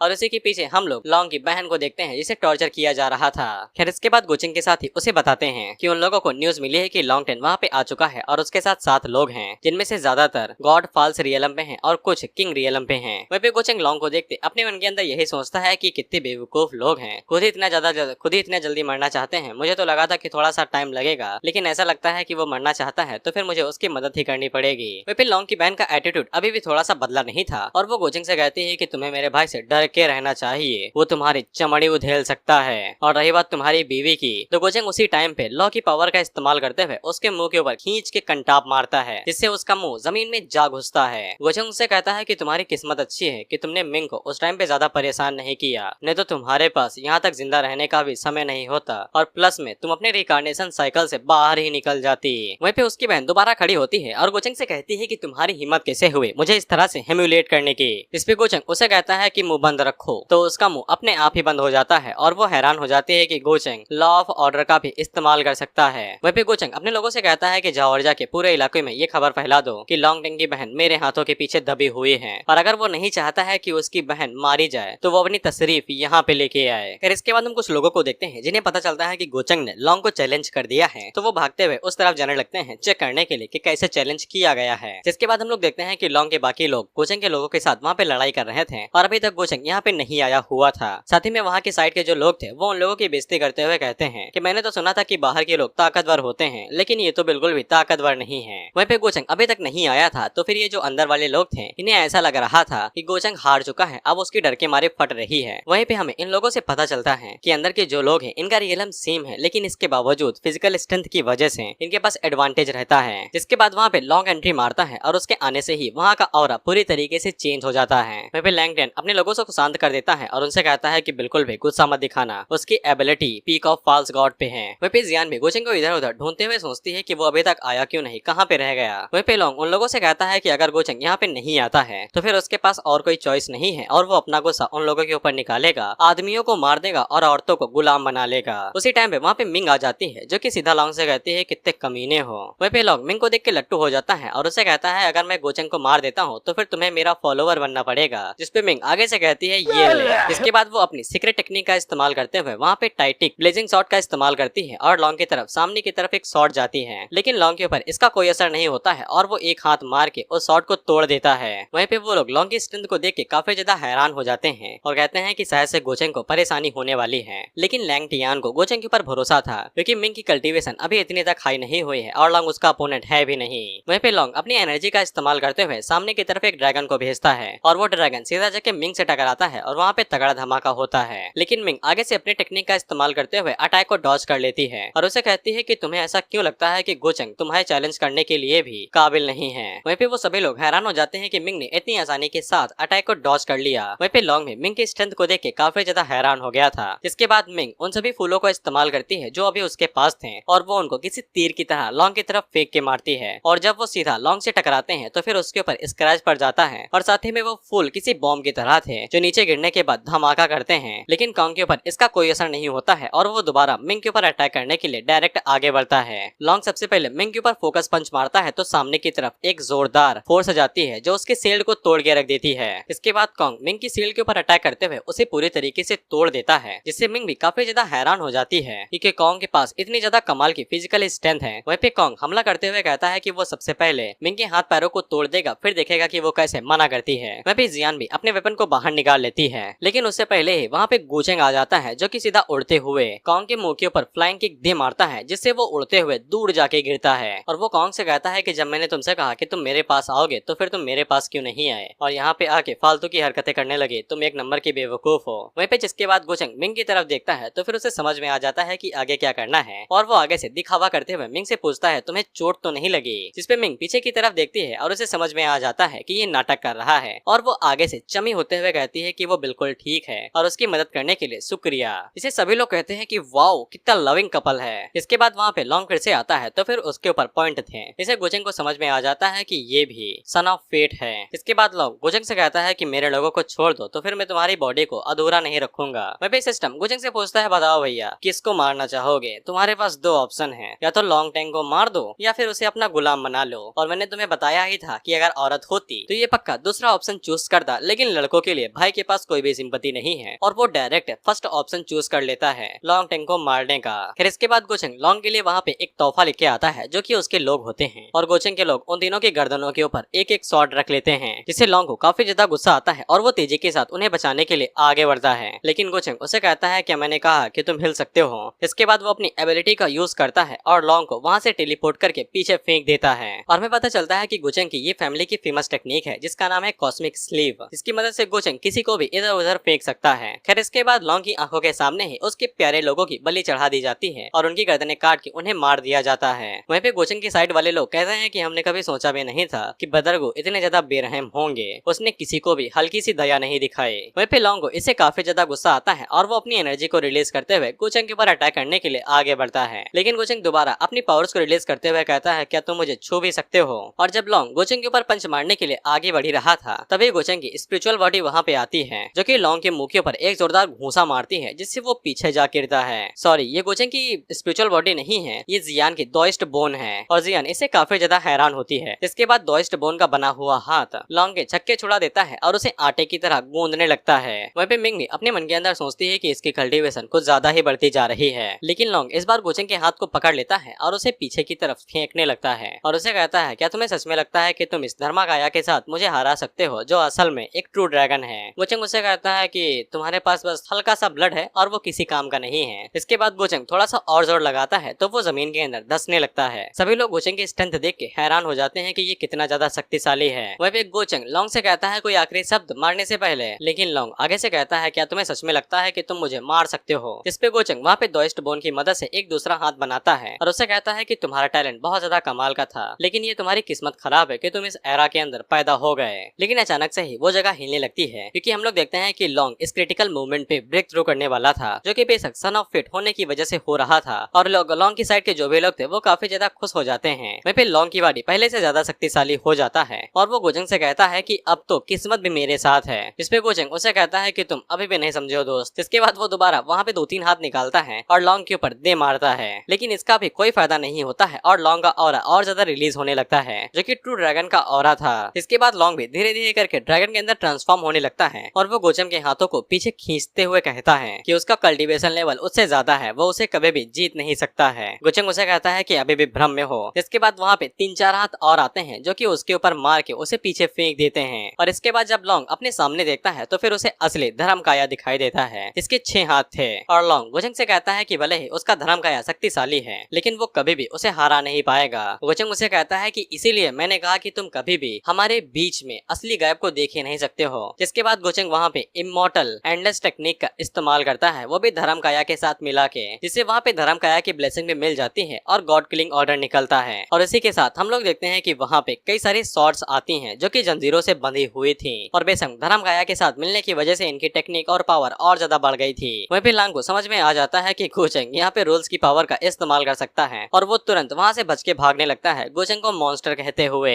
वहीं पे गोचंग आगे से कहता है कि अब भागने का कोई भी फायदा नहीं है। वहीं पे वो शॉट जैसे जैसे सीधा लॉन्ग की तरफ आगे बढ़ रही थी तो फिर उसके पॉइंट घटते जाते हैं और जैसे ही वो 0 पे जाते हैं तो वहाँ पे तगड़ा धमाका होता है और लॉन्ग का नामो निशान मिट जाता है और सामने की तरफ धुआं धुआं हो जाता है। वहीं पे लॉन्ग की साइड के लोगों और गोचंग की साइड के लोगों को कुछ भी नहीं दिखाई देता है कि असल में वहाँ पे क्या हुआ, लेकिन गोचंग ने लॉन्ग को मार दिया था इसीलिए उसे काफी ज्यादा पॉइंट मिलते हैं और गोचंग की सर्वेंट उससे पूछते हैं कि वो लोग लॉन्ग के साथ आए हुए जानवरों के साथ क्या करेंगे। गोचंग उससे कहता है कि मार दो और क्या करोगी। इसके बाद हम लोग देखते हैं कि गोचंग के जो भी लोग थे वो आगे बढ़ते हैं और जो लॉन्ग के साथ आए हुए थे उनको एक एक करके मारने लगते हैं और जो बचे कुचे थे भागने की कोशिश कर रहे थे उनका भी सफाया हो जाता है। इसके बाद ये बात हर जगह पे फैला दी जाती है कि गोचंग ने हेवन की प्राइड लॉन्ग टेंग को हरा दिया है, वो भी सिर्फ गॉड फॉल्स रियलम पे होने के बावजूद। इसके बाद लॉन्ग टेंग सभी लोगों से कहता है कि हमें भी अपनी कल्टीवेशन को बढ़ाना चाहिए क्योंकि अभी भी यहाँ पे डिमोनिक सक्सेसर बचा हुआ है और अगर हम लोग अपनी ताकत को नहीं बढ़ाएंगे तो फिर सारा काम गोचंग के ऊपर ही आ जाएगा। जिसके बाद हम लोग लॉन्ग के क्लैन से कुछ लोगों को देखते हैं जो कि पूछते हैं कि हम लोग गोचंग को ऐसे ही जाने देंगे। इस पे सेक्ट लीडर आर्टिक से कहता है कि लॉन्ग टेन हमेशा से ही बगावती था और अगर वो मारा जाता है तो फिर वो खुद इस चीज का जिम्मेदार है। इस पे दूसरा बंदा कहता है कि लेकिन इसके बावजूद वो हमारे क्लैन के लिए सबसे जरूरी था। लेकिन लॉर्ड आगे से कहते हैं कि अभी सही टाइम नहीं है आगे बढ़ने का, अगर हम आगे बढ़ते हैं तो फिर हमें ही नुकसान होगा। वहीं पे गोचंग को भी उनके बारे में पता था कि वो साले छैया छैया खेल रहे हैं और वो अपने मन के अंदर सोचता है कि शायद कुछ ज्यादा ही डीप थॉट से जुड़े हुए हैं, इसीलिए तो लॉन्ग टेन के मरने पे भी बाहर नहीं आए और ना ही उसकी बॉडी कलेक्ट करने के लिए आए हैं। खैर वैसे मेरे लिए ही काफी ज्यादा अच्छा है, फ्यूचर में अगर ये घबराए रहेंगे तो फिर मुझे ज्यादा फायदा होगा। इसके बाद गोचंग वहाँ पे चेस्ट को ओपन करता है जो उसे मारने पे मिली थी और चेस्ट के अंदर से rainbow life source of true dragon निकलता है, यानी कि ड्रैगन ब्लड एसेंस। इसको देख के गोचंग खुश हो जाता है और उसे तुरंत अपने साथ फ्यूज कर लेता है और फ्यूज करने के बाद उसकी फिजिक, वाइटलिटी, डिफेंस और स्ट्रॉन्ग सबको सबसे ज्यादा बढ़ जाता है। इसके बाद गोचंग मिंग की तरफ देखता है और उससे पूछता है तुम नहीं गई, तुम्हें मुझसे कुछ काम है। इसके बाद वो एक झटके में मिंग के पास आ जाता है और उससे पूछता है क्या तुम गिल्टी फील कर रही हो। बेसिकली इतने सारे लोगों के मरने की वजह से गोचंग को ऐसा लगता है कि मिंग गिल्टी फील कर रही है और गोचंग मिंग को चीयर अप करते हुए कहता है कि ये तुम्हारी गलती थोड़ी न है कि तुम इतनी खूबसूरत पैदा हुई हो कि लॉन्ग टेन तुम्हें टारगेट करने लगा, जिसपे मिंग आगे से कोई भी जवाब नहीं देती है। इसके बाद गोचंग मिंग से कहता है कि अगर मैं यहाँ पे करता भी ना कुछ तो भी तुम उसे जाने नहीं देने वाली थी। मिंग उसे पूछती है तुम्हारा इससे क्या मतलब है। इसके बाद गोचंग मिंग से पूछता है चलो बताओ मुझे कि तुम लॉन्ग टेंग के साथ क्या करने का प्लान बना रही थी, अगर रीजन काफी ज्यादा अच्छा हुआ तो फिर मैं बॉडी तुम्हें दे दूंगा। जिसपे मिंग उसे पूछती है क्या तुम सच में मुझे बॉडी दे दोगे अगर मैं तुम्हें बताती हूँ। जिसपे गोचंग उसे कहता है क्या तुम्हें मेरे ऊपर यकीन नहीं है। इसपे गोचंग पीछे मुड़ता है और उससे कहता है बिल्कुल यार, क्या तुम्हें मेरे ऊपर भरोसा नहीं है, तुमने तो मेरा दिल ही तोड़ दिया। और मिंग उसकी नौटंकी को देख के काफी ज्यादा हैरान होती है। खैर इसके बाद मिंग उसे अपनी असली सच्चाई बताती है कि वो यहाँ पे लॉन्ग